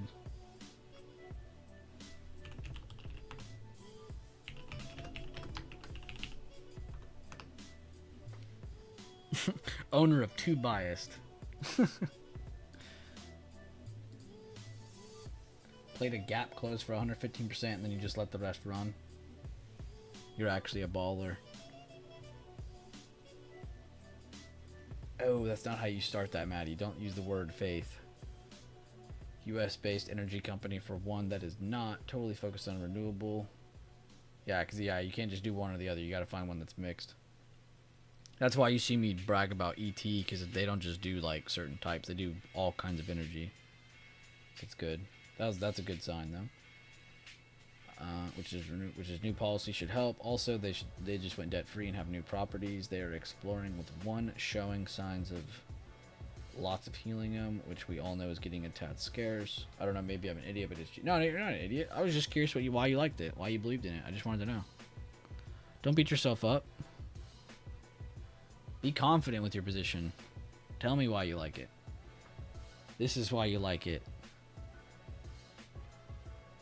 You got to be a believer in your long-term investments. Now, don't be delusional, but you got to have good reasons. I don't see anything wrong there. I don't see any red flags.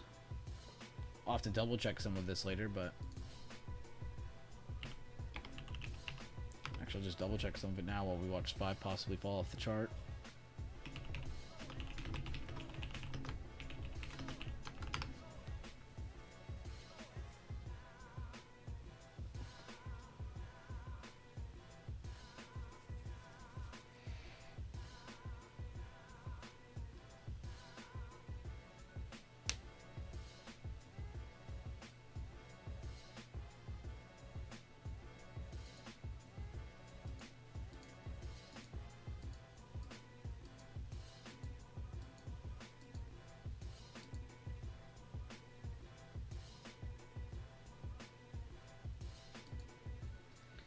It does seem like they're mainly focused on fossil fuels.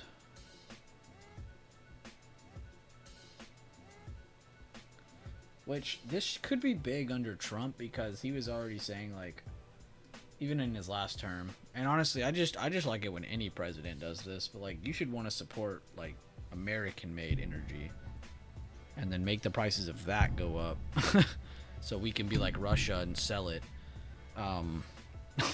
That's not the only reason, but pretty cool though. Yeah, the only red flag is the chart. Yeah, I could see that. But that might be in to get them out of debt free. Who knows? I'm not sure. I'd have to go look at the history.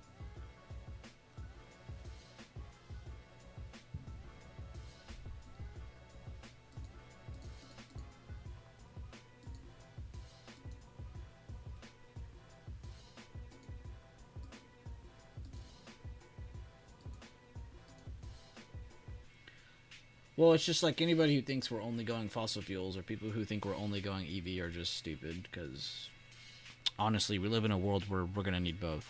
I've already explained this in depth, but we need both.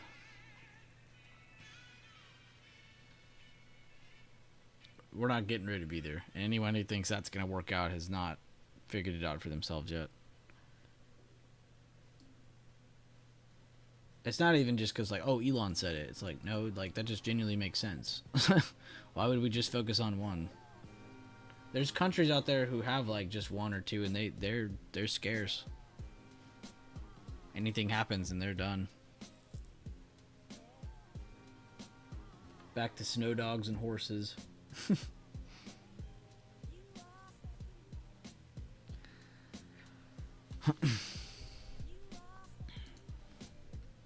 Anybody going anywhere cool for Thanksgiving? Or are you guys just meeting up with your families? What's everyone doing this Thanksgiving while we go check out some of the other charts real quick?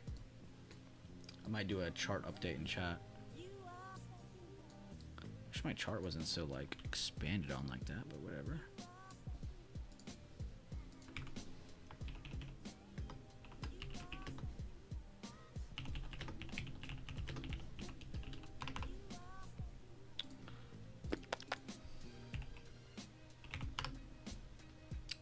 Wow, IWM's like, screw the market, I'm just gonna go up.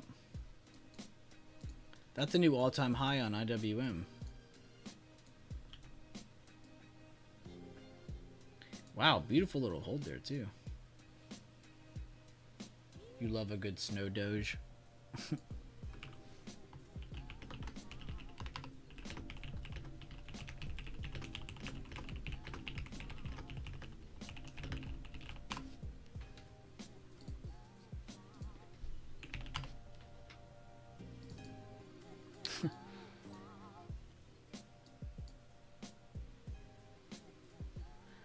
Kind of curious, do we hold, let me mark it so we can see it on the 1 minute. Do we hold this and bounce? If we can hold just above that, we should be fine.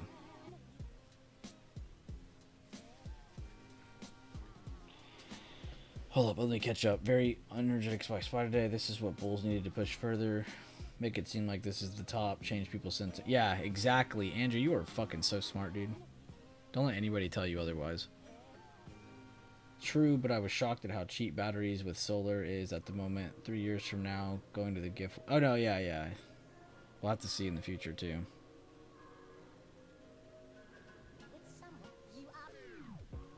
But you guys only have one Christmas day. We have 3. Yeah, y'all are insane. I don't know why 3 days are needed for Christmas. It's like everyone forgets the weekend exists. Whatever though, I get it. I'm not trying to hate on people having more days off. I'm sure some people will appreciate it. Oh, let me get my cursor off the screen.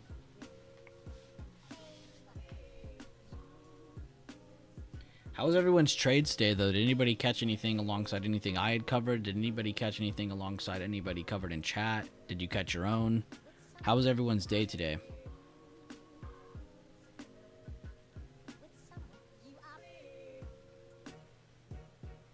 In terms of trading.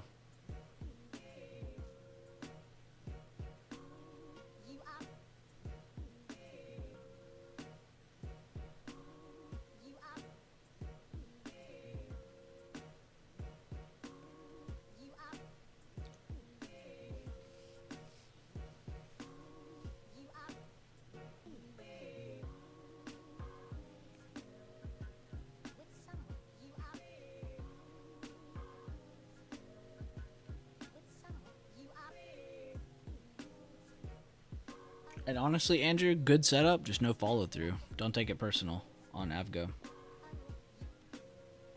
And Maddie, I think one thing you could have done is probably trying to catch a scalp in the day, not letting your swing completely dictate how you're going to trade the day, but can't beat yourself up too much either. So don't beat yourself up. Move on to the next, like Andrew said.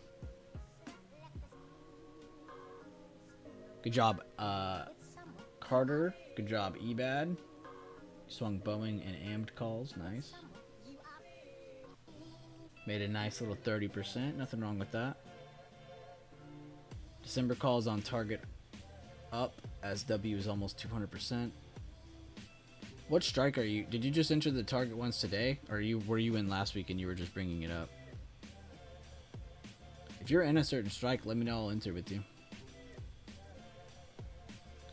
If you posted in Discord, I'm sorry. I just missed it completely because I'm trying to switch back and forth and I've been mainly focused on YouTube chat because this one won't last as long.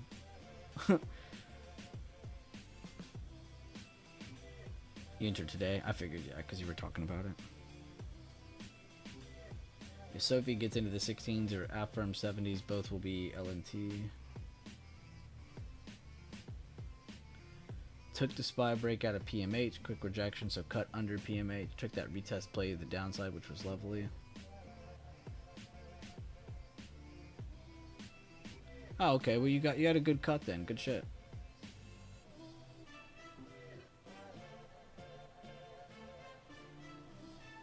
I'm sitting in IWM puts, getting my ass handed thus far. Why are you in puts?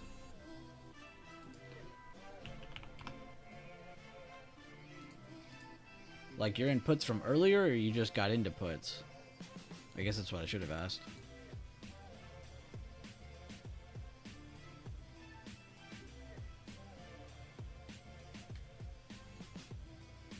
Like, I'm gonna be honest, this thing never gave off a bearish, like, anything.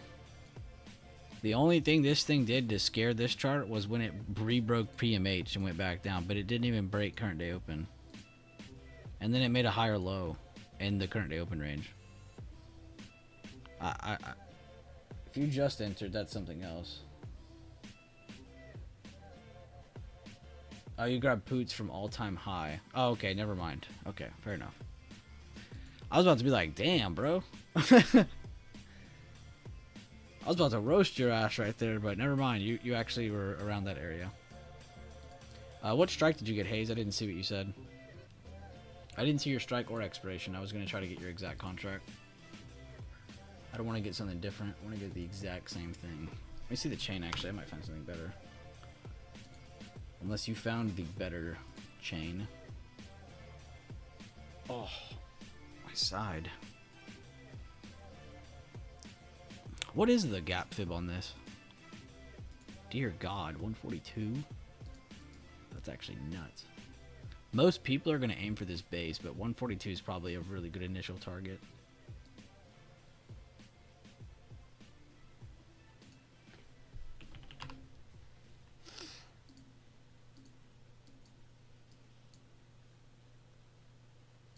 When will the future take? Oh, okay, nice. You got... Oh, okay, December 6th. 135. Okay, that's a good strike, because anything farther than that, you might not have as much fun with that amount of time. That's a good strike, though. Good open interest. Good volume. That's actually the most open interest on that entire chain, basically.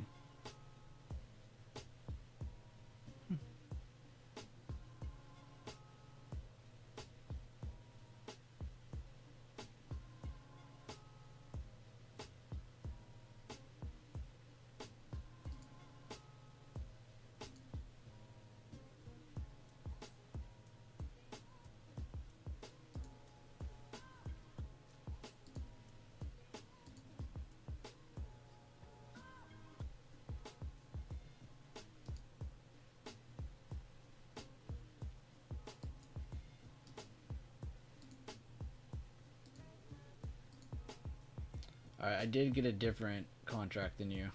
I got 135 December 20th.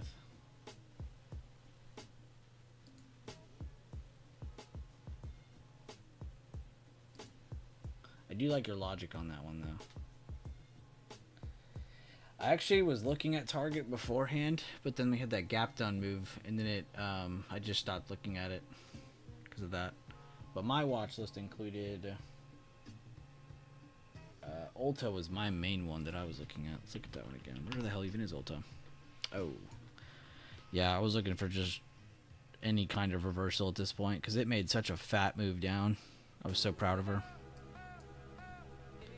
I guess I don't need to watch this anymore.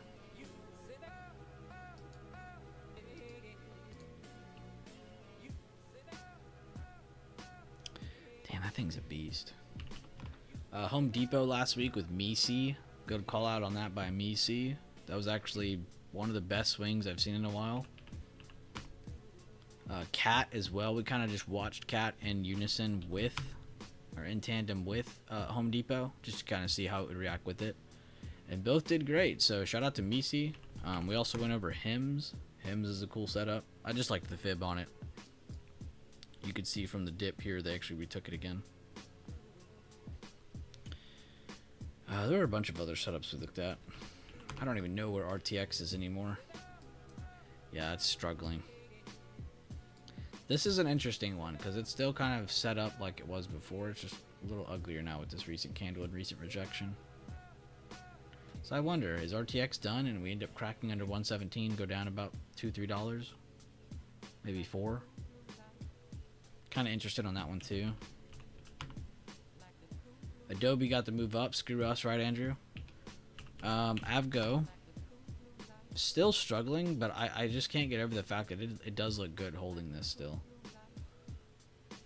There are a bunch of other ones we looked at. Snow was one. We looked at it before it launched, though. And I'm not sitting here saying, we would have told you to hold to this. No. I'm just saying, we really like this curl up, this higher low base they had going. And this is where a lot of our better patterns pop up. They just take a while. We watch Coin every week because we're just addicted to Coin. Coinbase is really awesome. And honestly, if it holds like this today, like if you see it hold over this golden pocket here, of this recent dip, I have to assume we're going to test this recent high. 330s is most likely going to happen if we end up holding above 314 today. Crazy call out. We'll see if it works though, but I'm excited about that one. Boeing working back up. They had some military contracts last week. AMD, interesting spot on bigger and smaller time frames. Just you can see there's a low here, a higher low. They came back down with this aggressive move, potentially seeing another higher low. And if we get some good move up, maybe this is some good basing for a potential inverse head and shoulders. Who knows? Nvidia though, big weakness. And this might be a crowded trade type chart. Maybe there's just too many people too bullish on Nvidia, for all we know. Really only saying that just because the whole market isn't really pulling back like that. I mean, triple Qs are, but we at least got higher opens on a lot of those. So, just kind of interesting to look at. You can see based on our larger time frame info too, you know, we went up, tried to hold, failed, fell under today's open. Kind of written in stone since then. Let's switch the chart though to this one. Oh.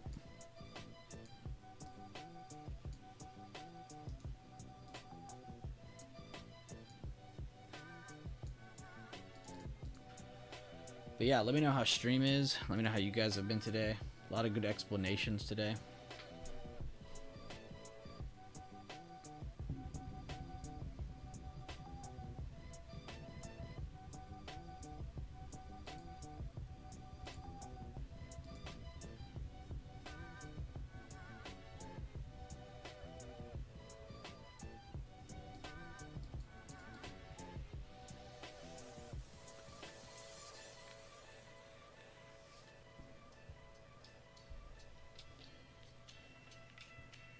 This just feels like shit right here.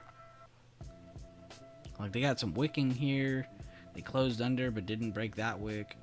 This is inside that candle. This is inside that candle. They're all rejecting that level.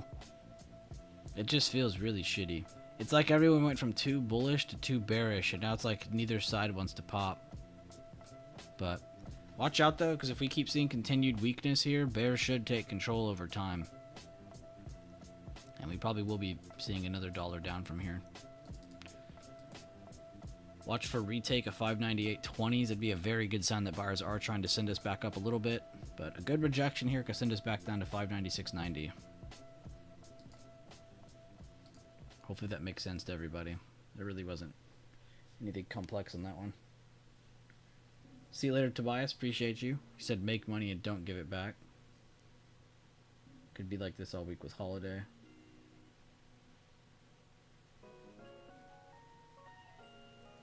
Al Street, did that help you? My bad, I just went through it kind of quick. I'm catching up to YouTube comments now.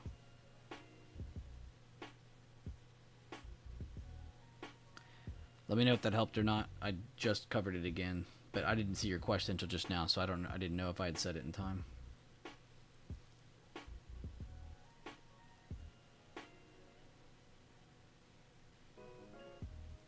Really looking for two things, Alst. Looking for weakness of 598.20s and the drop of PML.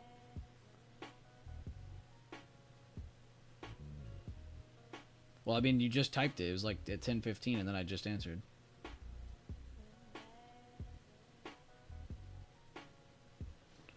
But yeah, that's what we're looking for. Weakness of 598.19, breakdown of PML. That'll give you good seller control. Just explained how if we overtake 519, I keep saying 519, 598.19, that'll be a good sign that buyers are trying to retake. But we're really just getting some short-term signals here. We already got a really good couple of call-outs earlier. Now we're getting some settling. You guys got to really remember that too. Like, I don't even know how to explain that without sounding like an asshole, but you guys are crazy if you think that. I'm not saying this is what Alst is thinking. I'm genuinely, it's just connected to something I was thinking of. But like, if we get a good move, right? Don't you think we should have to wait a little bit to get another good move? Because we have to kind of wait for sentiment to change a little bit. That's honestly what you guys should be thinking in between each of your trades. Like, it's like, oh, I just took one. All right, well, I need a breather before my next one. You shouldn't already be looking to take another one.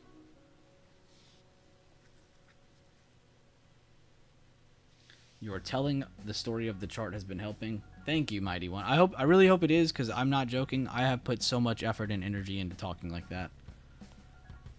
Because it is. It's like, it really is like a story. It's like context. It's very helpful. I'm not very smart, but my analogies fucking slap.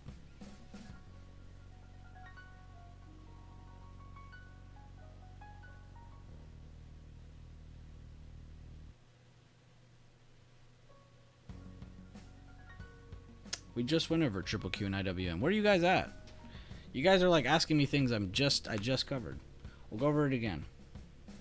Okay, so Mighty One, we have. Am I on the right time frame? No, I'm not. So 2 day ago, supply, not really drawn the right way. We just went from the high to the open of that day instead of doing like that whole ass candle. And then you could see the next day rejected, and you could see going into the next week today. We've fallen to this point. Now we're trying to base, and this actually looks a lot better than SPY, which might help SPY look better. So if they can get over 508s and get some better highs in here, because you can see we just have lower highs still on top here. If they can change that on top, should look a lot better to try to work towards today's open. I'm not going to say anything past that because we don't know. It could just go up here, reject, and then range all day.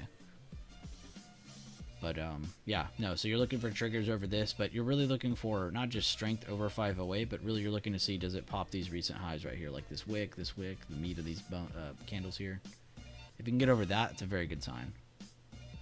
Rejection of that, and then a follow-up move, not just under the highlighted area, but under 505.50s, which I think is actually what I typed in my watch list today. That would be your trigger for more downside. But technically, intraday, you're like 50-50 right now, because if you think about it, we gapped up. So it's not really fair to be like, well, we're super bearish today. It's like, yeah, but we pulled back and we're holding something. So it's like, we really are in between control right now, because we're under current day open, but we're holding on to really a good old resistance as a support right now. I would say the bottom side of this trend looks beautiful. The top side's a little ugly, but the bottom side of this is beautiful for holding this area. Yo, what's up, Dondu?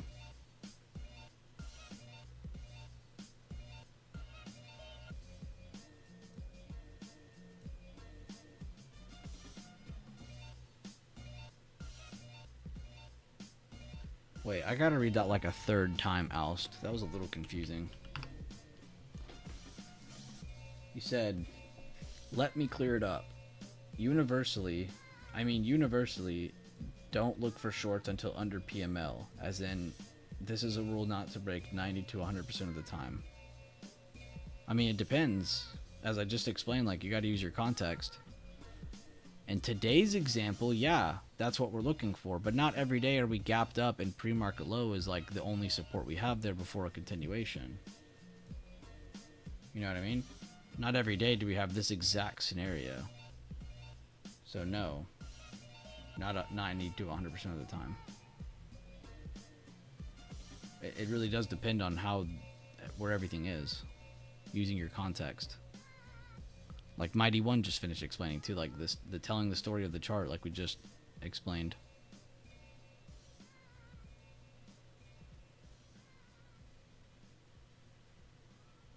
Does that make sense?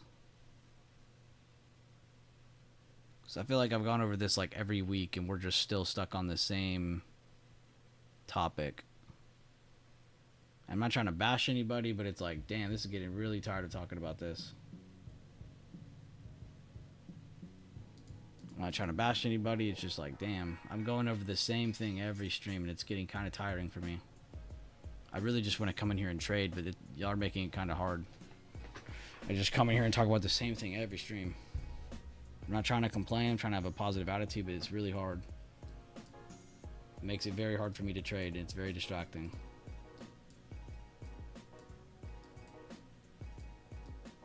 I feel like I'm talking about the storytelling of the chart. I mean, I'm not joking. Like, if anybody in here wants to give a fuck about trading, go to the beginning of the stream, start it from the beginning, end it all the way to now. Rewatch every second of this stream again. Rewatch every second of yesterday's stream again. Rewatch both of them. Everybody. If you need help with storytelling, dear God, please go back and watch. I'm tired of re-explaining. It's just so much. It's very simple. It really is. It's so simple. I've made it so easy. Yeah, I could delete all these levels right now. I'll get the exact same plan.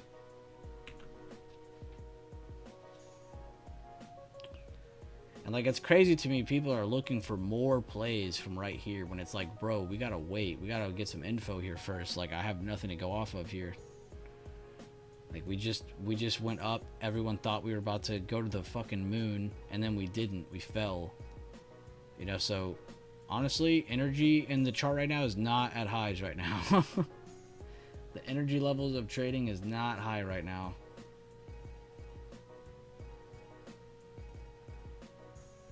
Now you're good, Alst. I wasn't really meaning you. But what you said really is like resonating really well with me. Because I do find myself just covering the same thing in these streams every day. But I go into chat and I never see anybody mentioning it. So it's almost like no one even hears that I'm saying it. Like, if I asked y'all right now, what is like the strongest pivot point of any intraday chart, what would you guys say? And I worded it exactly how I do every time I say it. What is the strongest intraday pivot point?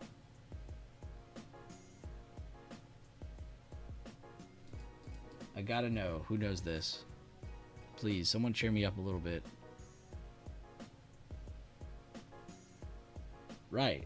That's the only level you should be 90 to 100% trading off of all the time. Everything else moves. Right? Open is going to happen every day, but pre-market lows not always going to be under open. Pre-market lows not always going to be above open, or that's not always going to be in the same spot. You know what I mean? Whereas open, it can do whatever it wants, and then we can dictate off that every day. Exactly, CDO. See, that's where you start your story from. You don't start your story from pre-market low or pre-market high or today. You say today's high, and I'll rip your head off. Today's low, today's high. That's literally a moving pivot point. Whereas CDO, that's concrete. That's not moving. That's there forever. This dictates direction right here. Nothing else matters. Everything else is a target, a stop loss, a fucking boundary, a range, a zone. I don't care what you call it. Nothing else matters as much as this level. The current day open. Would I say the second is the previous day control point? Yes, unless you have an overnight gap fib, because I would count that as well as like probably the other most important. But yeah, I would say the PDCP is probably the second most important decisive factor in any intraday chart. It almost dictates if we're still going up or down on the day. It almost amplifies a direction. Let's say we break it. Probably going to keep going down more. If we don't get that liquidated entry within the next couple minutes, it's probably going to drop a lot heavier. A lot of the time you guys see a higher open, and then we do break under previous day control point. What does Leland look for a lot of the time? Outside bars, because he knows if we started higher than the previous day and we break the halfway point of the previous day, there's a huge chance we're going to touch previous day low. What is that called, guys? He's got theory behind his system. He has reasoning behind it. It's not just, oh, I buy when line break. No, there's a lot more thinking behind that. It's the same thing with our system. It's not just, I buy when line break. No, you got to pay attention to what's there. Use your context, right? So if you have current day open here, all-time highs right here, pre-market lows down here. Let's say we open, we'll use today as an example. We go above all-time high. What's our scenario? What are we looking for? I want to test the next level, or I'm going to break back under all-time high. There's really not much more to do there. Am I bearish just because we break back under all-time high, though? No. Why? Because what if we come down here and make a higher low and hold current day open? The thing that we just explained dictates direction. Then no, we probably shouldn't flip yet. When should we have flipped? When we did. When it broke under and made a 3-bar, a single candle retest play under. And then we got multiple lower highs. And we switched to the 1 minute to give ourselves a better detailed view of that, because it's a little easier to see. But that's what dictated direction. Not when price break line.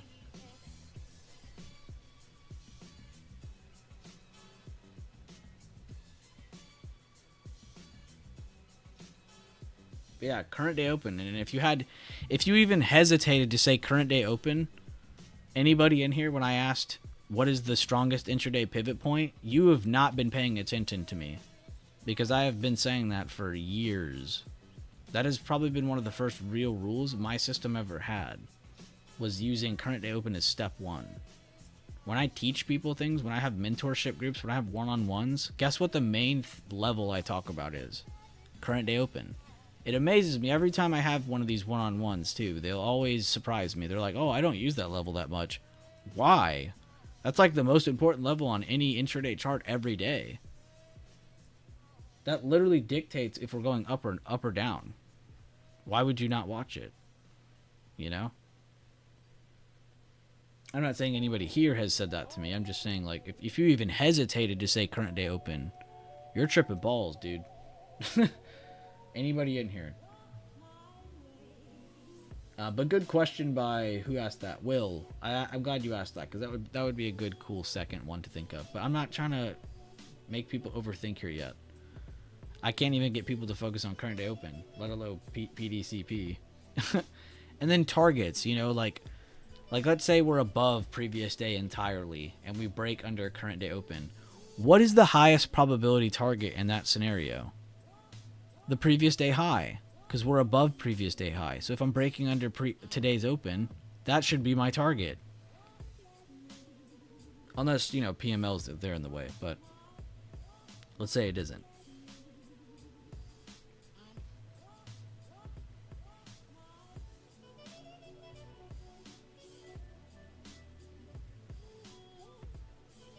But I hope that helps anybody in here understand that a little more. Like, our system isn't as simple as just break line. It really is a lot more in depth than that. I know at first sight, you look at it and you're like, oh, it is just a bunch of lines that work. Wow, the price is bouncing off them. How cool. Yeah, that's cool to think about and laugh at and stuff. But, you know, over time, it's like, okay, but how can we use this to our advantage? And that's why my system is completely different than everyone else's who uses lines. There's actually thinking behind it. Oh, that happened? This should happen next, based on events we've seen in the past, based on the thousands of back testing entries we've done, based on the thousands of times we've reviewed this. And not just me, other people in here, Leland, tons of other people in chat. Some of you have done it, I'm sure.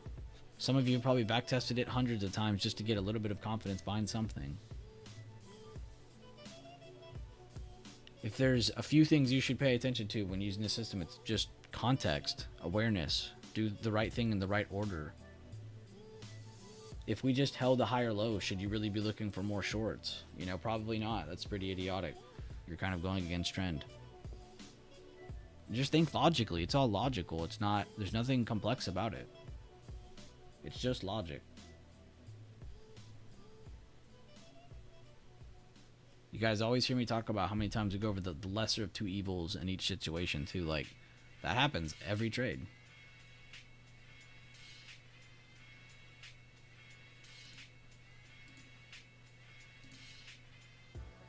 Wrong Maddie. Honestly, is there a right Maddie?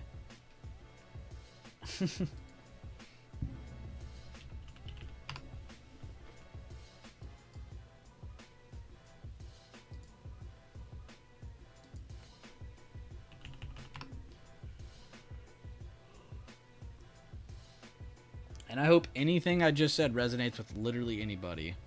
If you don't need it, great. If I'm just helping reinforcing information you already trust and have confidence in, even better. But I better not see anybody hesitate on that again.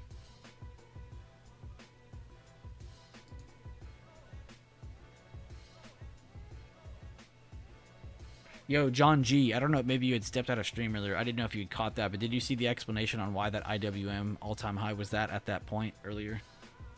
I didn't know if you had caught that or not, but I just wanted to make sure. Because I was confused by it at first too, but then I realized what it was. IWM may be trying to give an 80% to the downside. We are above CDO, so be careful. Good update. See, like there, you gave people positional awareness. No? Okay. It was an after hours high, I believe, John, is why I think it's a little different. At least at that time. I don't know about now. But I think at that time, yours was an after hours. I think the one I said was not.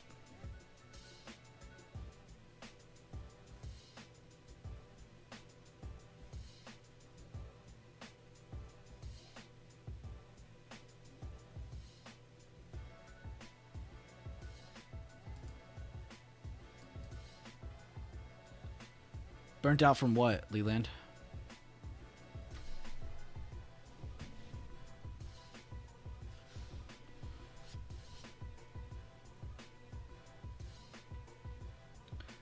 I mean, you got to be trading to get burnt out. Ha ha ha ha ha. All I see is Leland's pump, consolidate, drop image. Yeah, that little 4 image picture, I have that stuck in my head. It's hard to get out of your head once you've seen it work. Not just in the image, but like on an actual chart. Because there's hundreds of times where we've seen that exact image on the chart. But I think that's why it sticks with me too. It's like, it's not just because it's the image, it's because we've actually seen it like in candlestick form. Not just on an image.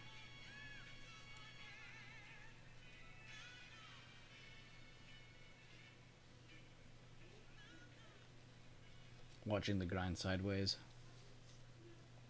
Traded like 6 months this year and still feel burnt.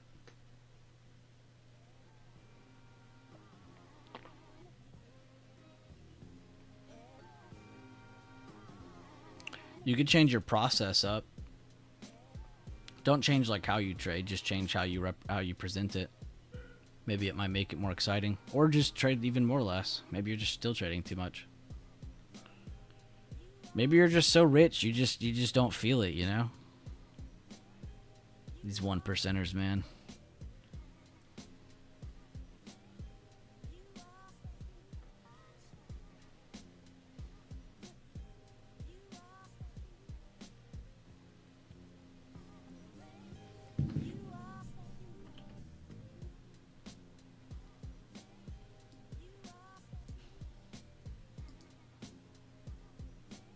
Where's my Discord? Oh, it's on this screen.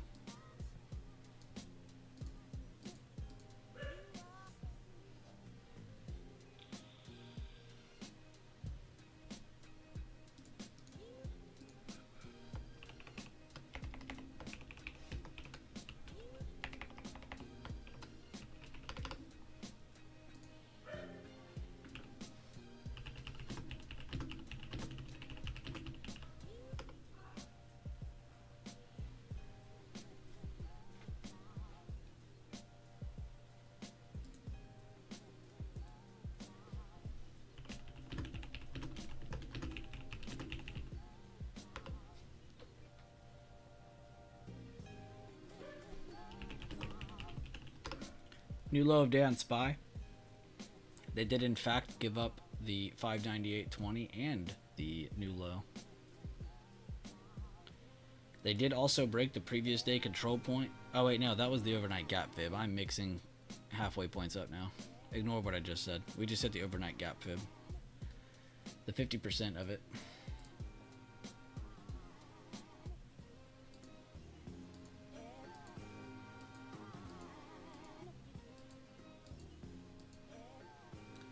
Honestly, Leland, like, I hope you take a break and don't come back, bro. Like, high key.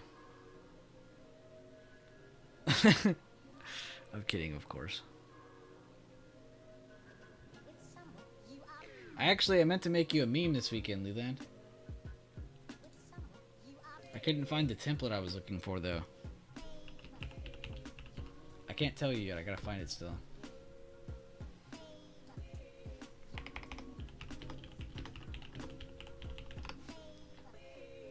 Yeah, this meme. I'm not gonna make it though. I'm just gonna send you the image and then send you a caption, and you're just gonna understand it, okay?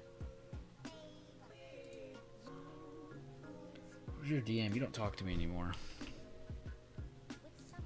Here you are. One does not simply.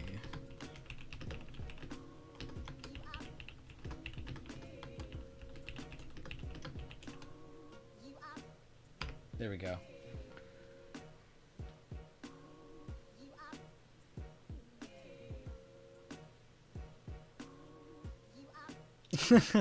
You have to read that in that guy's voice, or it doesn't resonate as well. It doesn't hit as hard.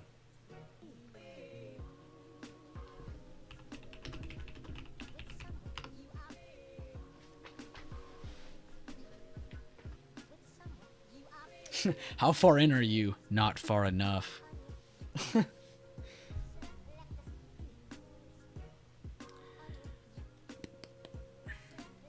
Honestly, guys, I think something that helps me when I'm burnt out, besides just the obvious advice of taking a break, because that's like kind of like a duh kind of thing, is like honestly just being more open, interact. I think it'll hold you to a higher standard, and you'll understand that trading isn't just as simple as entering and exiting.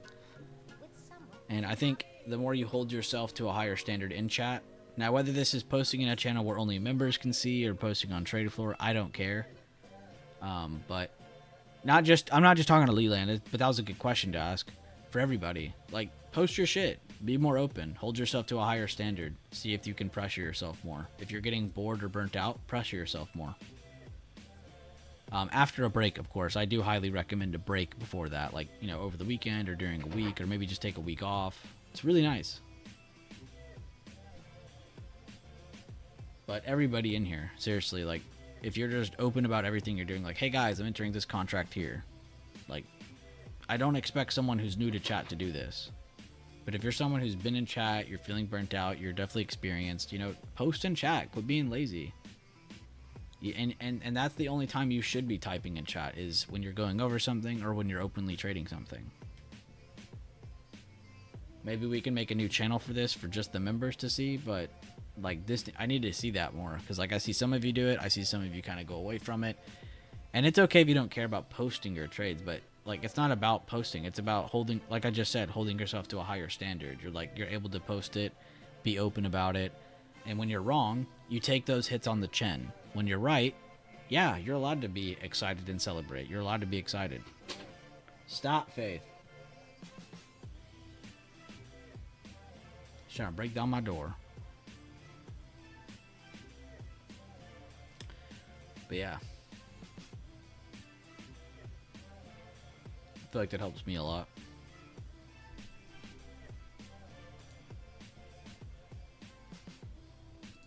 Wacko Jacko posting on the trade floor. That's been a name I haven't seen too much. He's probably been busy with his business, but still, nice to see him.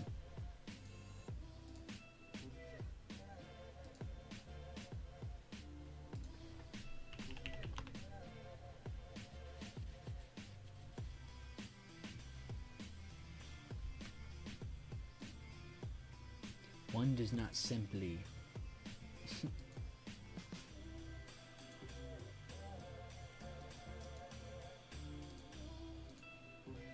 Good, like Andrew, you just did it. Good, props to Andrew. Good shit, Andrew. You've been pretty good about that. Kevo is pretty good about that. Nox is pretty good about that. I'm trying to think of other good examples. Tobias is pretty good about it too.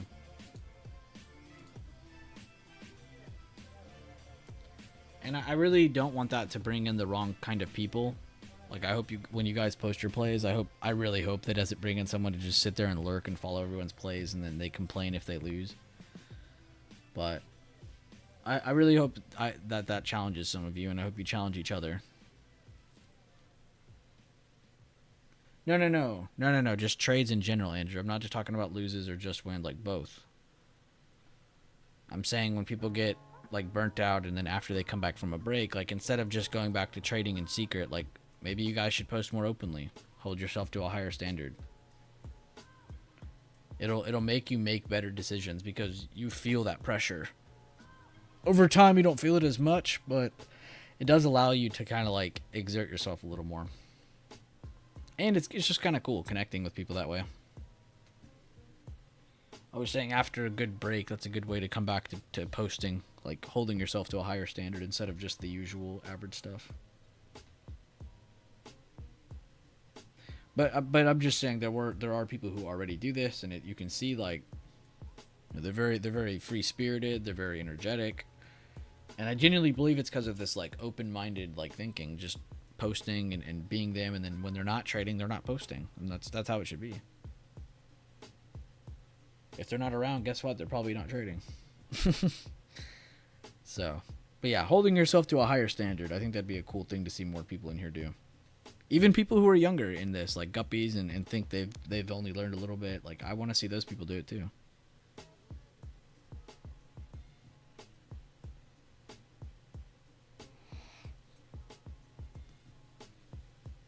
Plus, it's cool too, because like if like 9 out of 10 of us are in here, like all posting why we're in calls, and then there's like that one person who's definitely wrong, and they're like looking around, they'll probably instantly figure out why we're all in calls, because they'll be like, oh, okay, crap, everybody entered here. It's a groupthink thing. Whereas like if it was like 1v1, one person's in calls, one person's in puts, they're both gonna just think each other are stupid. But it's nice to have that groupthink effect. But only when it's effective. Like, if we're just all sheep and we're all doing the same thing, that's not really helpful. But if we all really are meaning it and all actually doing the same thing when we want to, when we mean it, you know, that's going to help a lot of the group. It's going to help other people who actually care about learning and growing. It's not just about making money. It's about actually understanding to learn a process and get it down.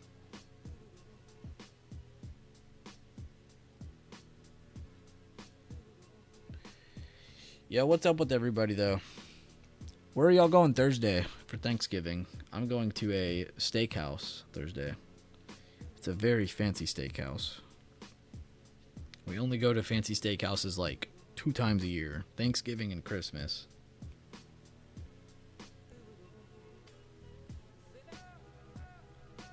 Pretty nice though. Y'all make sure on Thursday too to post y'all's food in the food channel. I would love to see what everyone's having. Traditionally speaking, I think most of us have like turkey and stuff, which I used to have like literally every Thanksgiving, but these last couple Thanksgiving we have not been having it. We go to this like steak place, and it has actually been so much better because it's not like I have a huge family.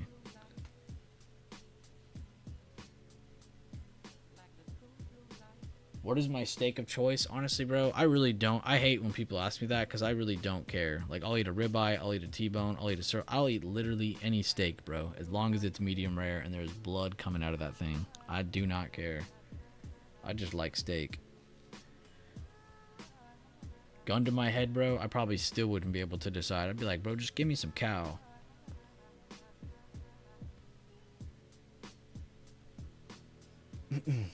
I'll eat any of it.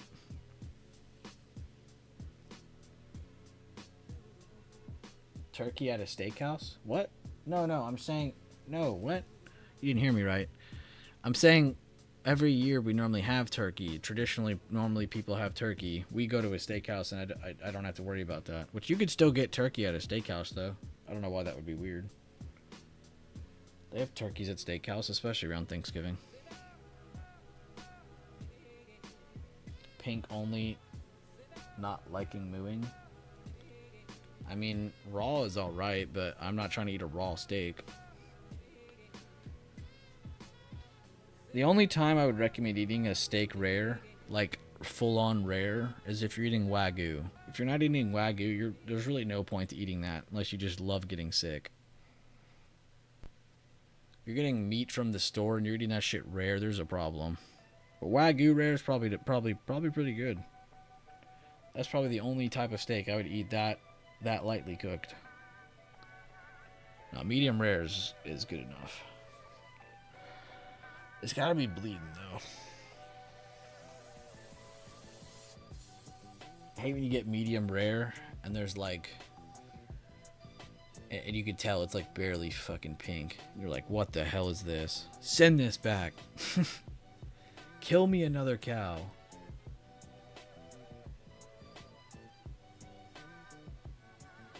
Staple it. Oh yeah, it is. I bet you a turkey at a steakhouse is probably pretty fucking good too. I didn't even think about that, but they probably actually make a pretty good turkey.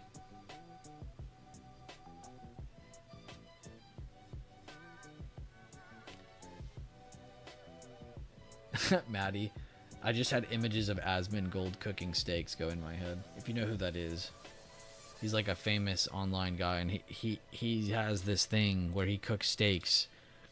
I'm not joking. They're like $2 steaks, like these pieces of shit steaks he buys, and he cooks them like crap.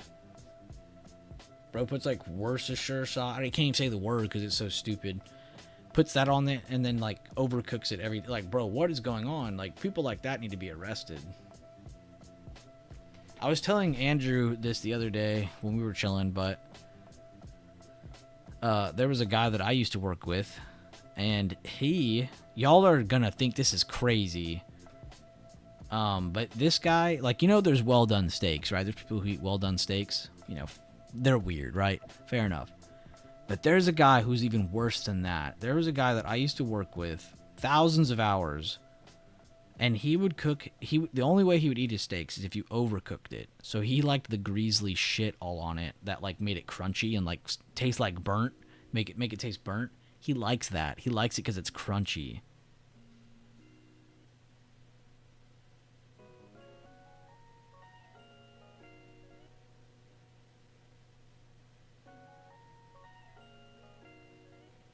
Yeah, bro. You don't even want to know what I said. I said something that I can't even repeat on stream. No, when I heard that, I then knew I met the opposite of peak male performance. I knew what not to be. I'd rather someone tell me they don't eat meat than someone tell me that that's how they eat their steak. I'd rather you tell me you're vegetarian.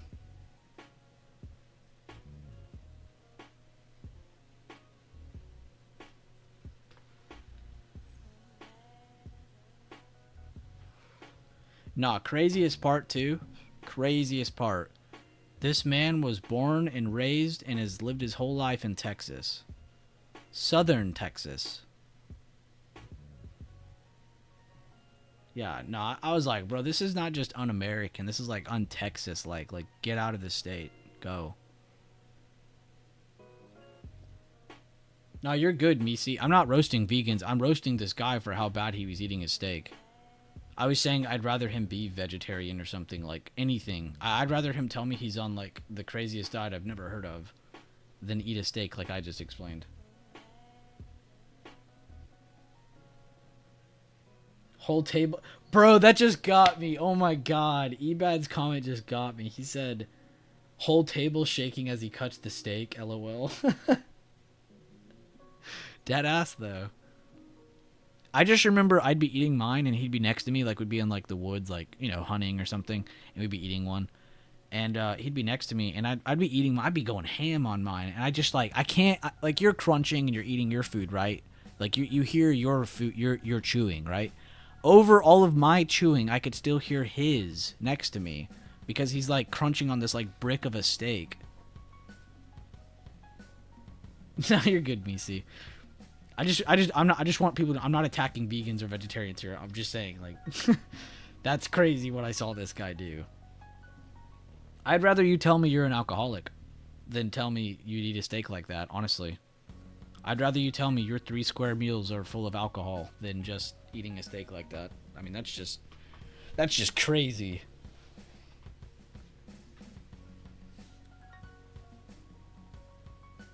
This Maddie, this guy sounds like a piece of shit.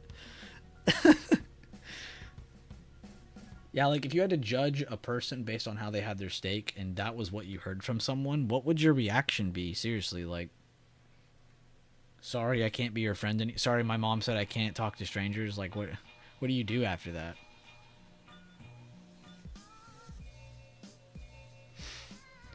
Yeah, no, I've never heard anybody explain a story like that either. I've never heard anybody eat a steak like that. Like, normally, I'm not really too big on that. Like, you know, everybody's always like, if you don't eat medium rare, you should just die, or, you know, whatever like that. I'm not like that. You know, it's like, eat your steak how you want, but don't eat it like that. That's the only way you shouldn't eat a steak. That's not eating a steak. You could literally go out to your backyard and find something just as good as that. No, that shit's crazy. All right, fun question. What is the craziest food someone has eaten in here? What is like the most weird looking or disgusting sounding item someone has eaten in here? I don't think I could even make it onto that list. Do we have any weirdos in here? No, I do want to know. That's why I'm asking. You might gag. What's her name?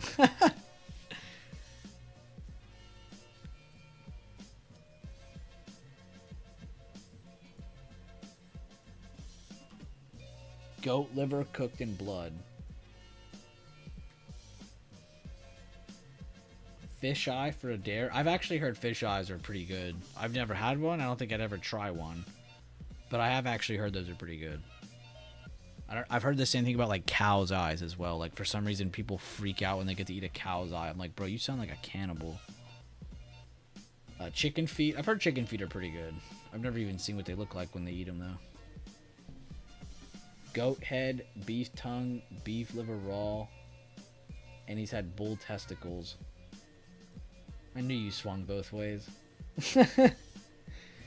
Goat head, beef tongue. I have actually heard tongues are pretty. I don't know if I could eat that, dude. That's crazy. Yeah, that Andrew might be taking the cake right now. They're eating cats and dogs in Springfield, apparently. Cow feet? A cow feet? That's crazy. Eating cow feet. That's pretty crazy. Head cheese. Hold up. I gotta actually look this one up. Oh, this is that dried crap. Never mind. I do know what this is. Wait, this doesn't sound that bad though.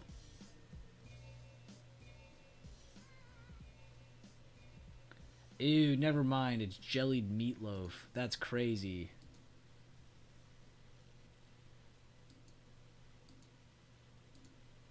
Oh, that's crazy what that is actually. Yo, don't look up head cheese, guys. It's not what you think it is. I thought it was going to be cheese. No, I think you're right, Bob. Oh my god, why did I look that up? Dude, they have canned head cheese, bro. I don't need to When you run out of ammo, just start throwing cans of head cheese at the enemy. Brains sound odd, but I bet it's great for you. Yeah, you're probably right.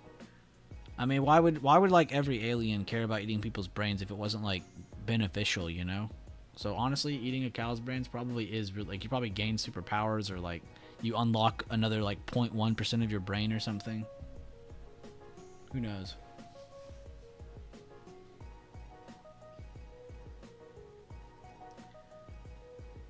Cow brains, methinks, with mustard.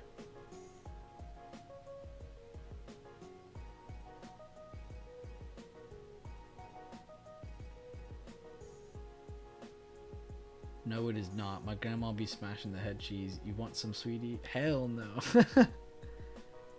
Mike said Rocky Mountain oysters. Let's look that up. Maybe they look different.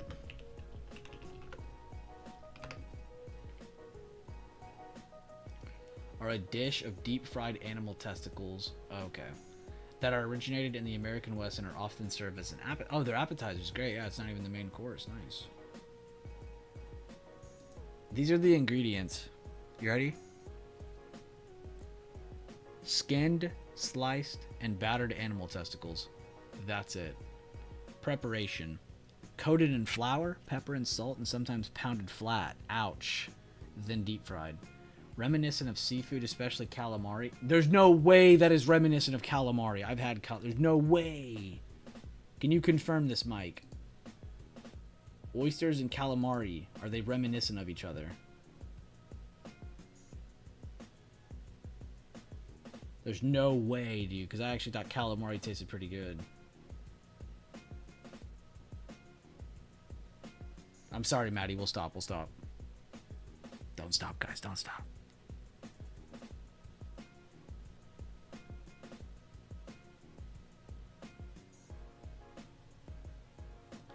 Yeah, oysters didn't sound too bad now that I saw what their taste like. I mean, if it tastes like calamari, like, it can't be that bad. Have you ever had fried calamari? It's really not that bad. There was this one rich kid. I got another fun food story. There was a rich kid in my school. I won't say his name, but let's just call him H, right? H came to school, and I was one of his few friends, and I didn't have any money growing up. This dude was rich, though. Like, his family had, like, 3 houses, a mansion. The mansion was being renovated, and they were living in the 3 houses. I'm like, bro, what the fuck am I... Like, are you rich? You rich? Like, who are you? And he came to school one day. And, you know, most kids, when they come to school from lunch, like, to lunchtime, they bring, like, McDonald's or, like, Chick-fil-A or pizza, you know, like, you know, something along those lines. This guy comes into the freaking school and is like, yo, guys, he just came back from this, like, super expensive seafood restaurant. And he pulls out this, like 3 boxes. One of them are for me, one are for him, one are for one of our other friends. The one I had fried calamari in it. I'm like, bro, am I about to have fried calamari in 7th grade? Like, is that what I'm hearing? In 7th grade lunch, I'm about to eat fried calamari. Whereas most of the time, we'd be having, like, pizza or, you know, some crap. I was like, what the hell? No, his name was not Hunter. It was not Hunter. Which is funny you say Hunter, because there is another H that was, like, rich as hell around here that was named Hunter. But yeah, I was like, no way, bro. Who is this kid? Like, how did I meet you? We were only friends because we had, like, 2 classes together. I was like, what the hell?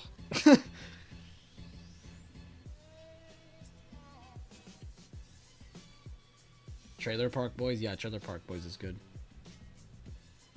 Just call him Leland. Mead Smokes back later. See ya, Bob. Be safe. Schmegma.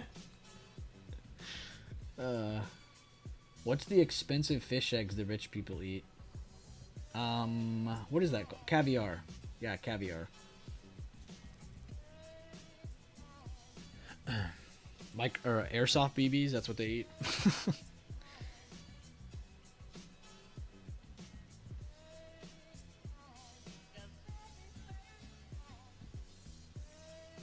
Honestly, I thought of Trailer Park Boys too, Maddie, but I was thinking of, not Bubbles. I was thinking of, is it Ricky or Randy? I think Ricky, right? I haven't seen it in forever. But he's like, there's like that one episode where there's like a lot of kids around him, and he's like telling all of them to go do chores for him, and he's like, go get smokes for me. And then the other was like, and get me a sausage stick or whatever, or a pepperoni stick. I can't even remember. He's always just like, yeah, smokes, let's go. Corey, smokes. Yeah, Trailer Park Boys is good. Ricky is Maddie Clams. Yeah, Maddie Clams isn't Ricky. Ricky is Maddie Clams.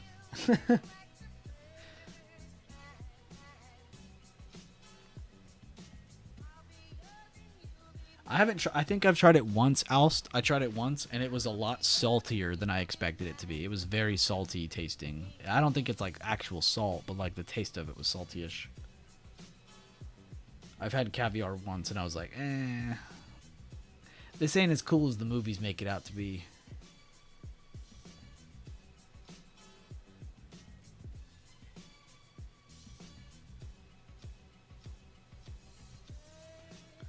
being Ricky would be good, Maddie.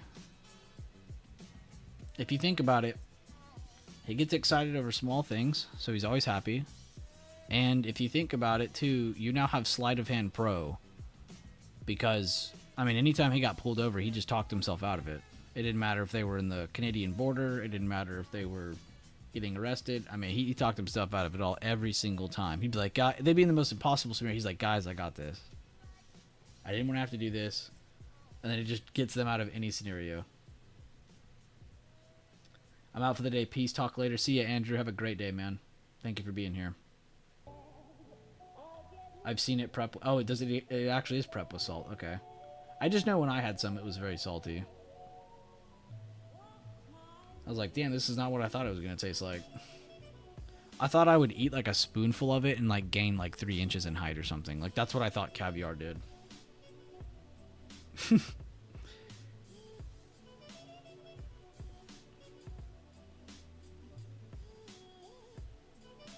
Oh, Maddie, let's switch over. Maddie Ice, let's switch over.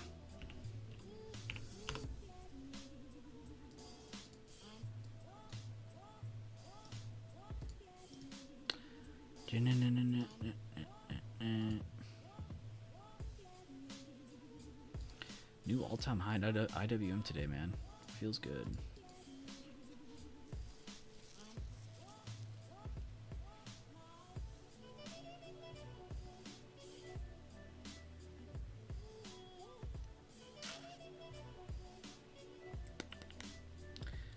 Look, Judge, I can't explain myself if I can't. Oh, yeah, that was actually hilarious, Jack.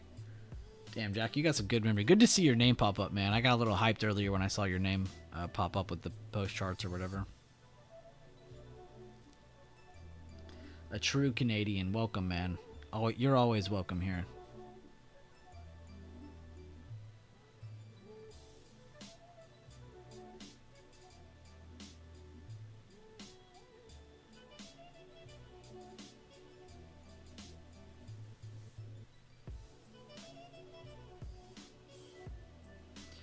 Dr. J is asking a question for the entire stream. I'll repeat it out so everybody actually answers it.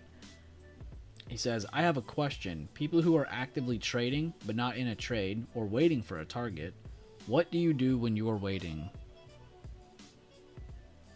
That is a great question. Love you more, Jack. Always happy to see you, and hope your shop's going great. Hope your family's doing well. Hope your wife's doing well. All that stuff. Carter said work. Maddie said looking at the daily for swings. I feel like I do that a lot too. Username said I set alerts and do something else.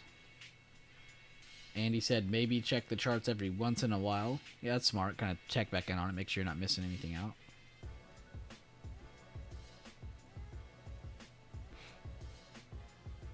Yeah, I was going to say, I think I do a lot to what Maddie said. I do a lot of what Maddie said. I just move myself off that time frame. I just go to the daily and I just start spamming through setups and I just try to find something else to keep my mind busy.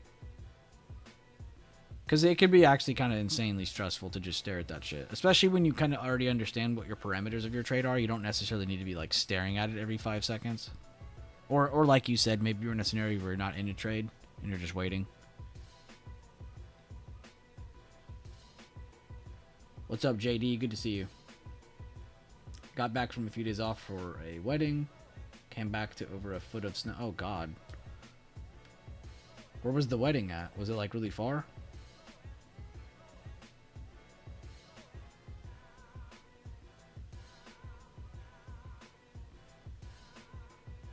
Family and shop doing well. Hope you're well, too, man. Thank you. Yeah, I missed you. Alst said either rapid chess games or puzzles or type out notes over B's videos. This guy's an actual nerd. Yeah, we should play some chess sometime, Alst. Are you actually pretty good? Oh, he kicked my ass. Rivian Chill Grill or don't. Oh, Rivian Chill Girl or don't. Thanks for answer. No problem, Doc. That was a great question, honestly. I love when you guys ask those questions because those are the kinds of questions I'm trying to come up with to like get people to talk with each other. Half my job is just making you interact with each other so we could, like, grow with each other. It's kind of hard to trust people you don't really talk to or give a shit about. But it's really easy once you start to grow with each other and you're just laughing with each other and you're conversating. We could, I love most people in chat so much. I feel like we could talk about the dumbest things and we would just enjoy ourselves. We could talk about anything in here, and well, not anything, but almost anything. We'd probably have a good time with it. That's how you should feel around most people in here. What are you playing on? Chess.com? I'll just send you my... Oh shit, I'm not signed in. 5-6. Remember me. I don't know why I have to constantly put that in there. I used to be a sweat on chess, but I don't play anymore. I'm not disciplined anymore in chess, but I used to be a sweat. My friend used to be a IM, and I used to play against him. He's in Poland too, so I was playing against like an actual cracked chess player. But it was really good practice because I would suck so much against him. But there was like a couple times where I'd get really close, and like he felt I could beat him, and it was like, holy shit, this is what it's like to play chess. I don't think I ever beat him. I think there was one time I was about to beat him, and then I ran out on time. I don't think I ever once actually beat him fair and square. I remember the time that I lost by time too. I was about to beat him. I was tunnel visioned on the chart on the board. I almost called it a chart. And then my time ran out. I was like, no! I was screaming, dude. I was like, no! I thought I was about to beat him finally. How do I send you my friend thing? How do you add people on here?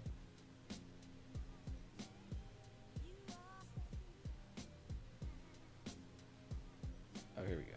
Friends. Friend link? Is this mine? Okay.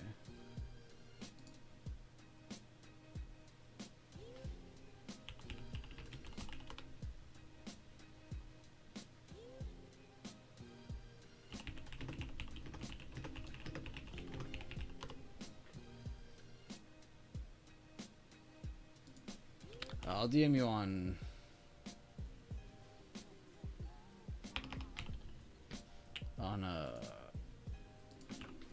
Discord. Sorry, I can't think.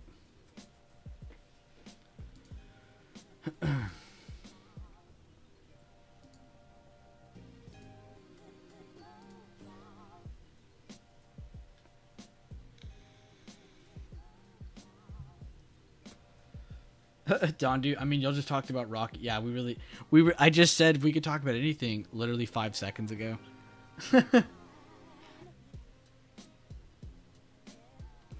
You want to be a grandmaster? Oh, so you're in it for the long run. I'm not trying to be all that. I don't think I'm that good. I think with time I could be that good, but it's a game of memorization. Just remember that.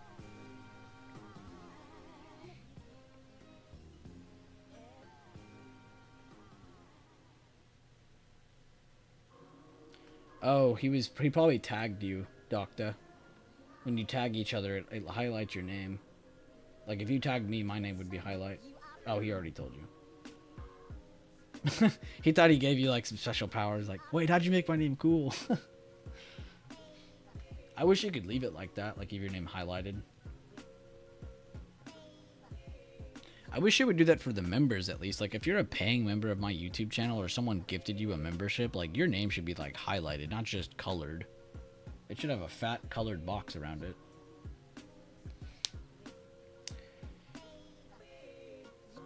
Guys, I think I'm going to try to end the stream here, but before I end it, I just want to make sure, before we end it, that we make sure nobody has any questions or comments they want to add in at the end here. I always like to leave the end a little open for everybody. If anybody has any questions, anybody need to review anything, if you want me to review something, it needs to be something we covered with some random shit. I'm not wasting my time. See you later, Don. Do have a great rest of your day, man. But I want to make sure nobody has any questions left or any other comments that need to be dropped in here.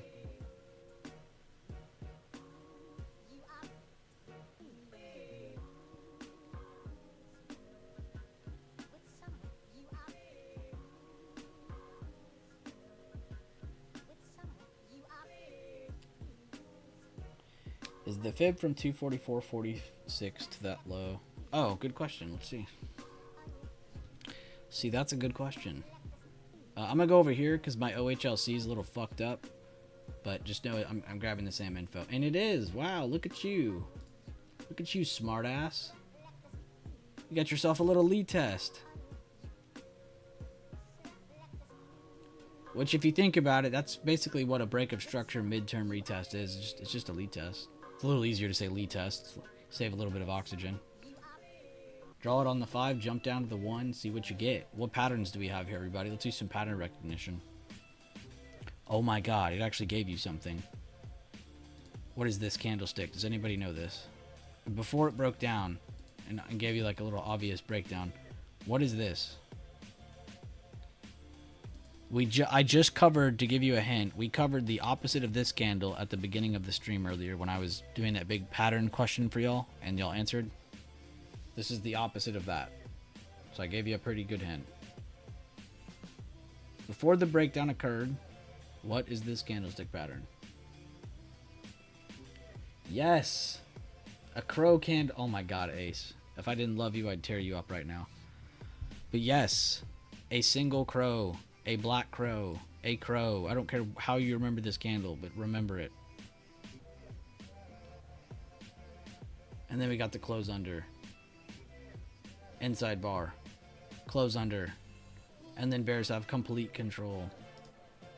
Good eye, Maddie. Good question. You nerd. I'm glad you could see that without probably drawing it as much, too. Because, yeah, I mean, just looking at it firsthand, it just looked like one. Good looks. And we were staring at it. I wasn't paying attention, but... still, very cool to go over. Hi, friends in Dondu. That's crazy.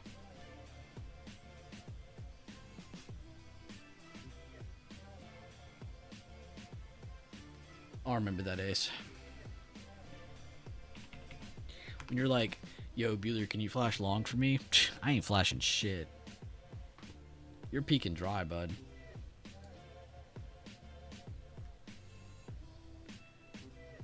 They're over 120%. Oh, well. Good recognition, though. Good find. Good breakdown by Triple Qs. I'm assuming Spy is breaking down as well. Yeah. Tech and IWM are. I have to assume Spy is. Which does put us past that overnight fib of the 50%, and we're past the golden pocket as well of the overnight gap.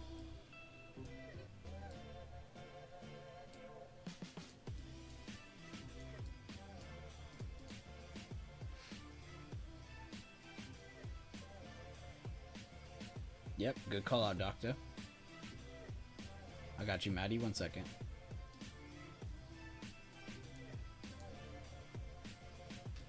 IWM lower high below new all-time high, entered on the loss of 244.46, which was the old all-time high. With the new high day being the stop loss. Targets were far, so took the first at 100%, Jesus. And the second as we hit the higher highs from this morning. 106, bro. That was sexy. That was sexy. That might be trade of the day. The reason I might say that's trade of the day is because it took till this long in the day to see that setup even occur. And it's funny, we joked about it. We gave the scenario, but if we actually ended up pushing under the overnight gap fib, that would be crazy. I mean, the previous day control point, that would be crazy for us to make a new low. Which, where even is the PDCP? Oh, we're nowhere near it. Not yet, at least.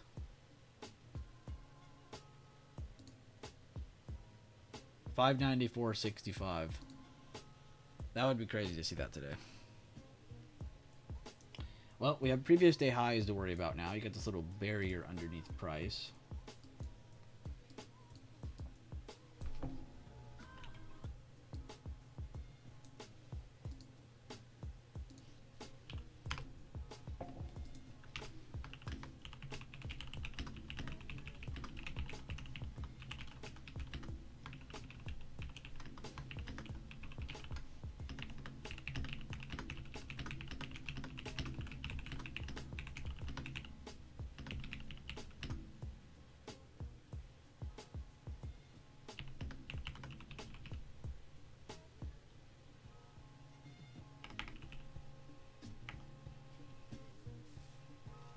Yo, support me on Twitter real quick. I'm showing everybody that we do basically a workshop class every time I stream, which I would say that's pretty true. Definitely go retweet this tweet for me, or reply to it, or literally anything would help. It's just crazy to me. There's like people who go out there and have these like events and make people pay money to be at them, and here we are on YouTube for free doing this every day, publicly. Or not every day, but every time I stream, that's a good way to word it. Because we all know I don't stream every single day.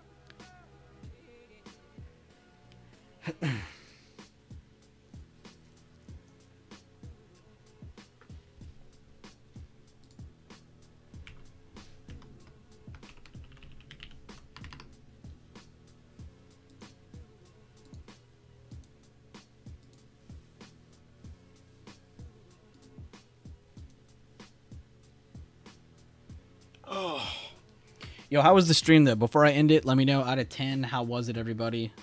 I'm about to end it, but let me know. Drop a like before we end it. A lot of really big breakdowns. I think I actually am going to have to go and download today's stream and cut some of it up, because I would love to get some of this cut up into a workshop video or a class shop type thing. I don't know what the fuck to call it. But it'd be cool to have it in a video instead of just in a huge like 2-hour stream or 3-hour stream.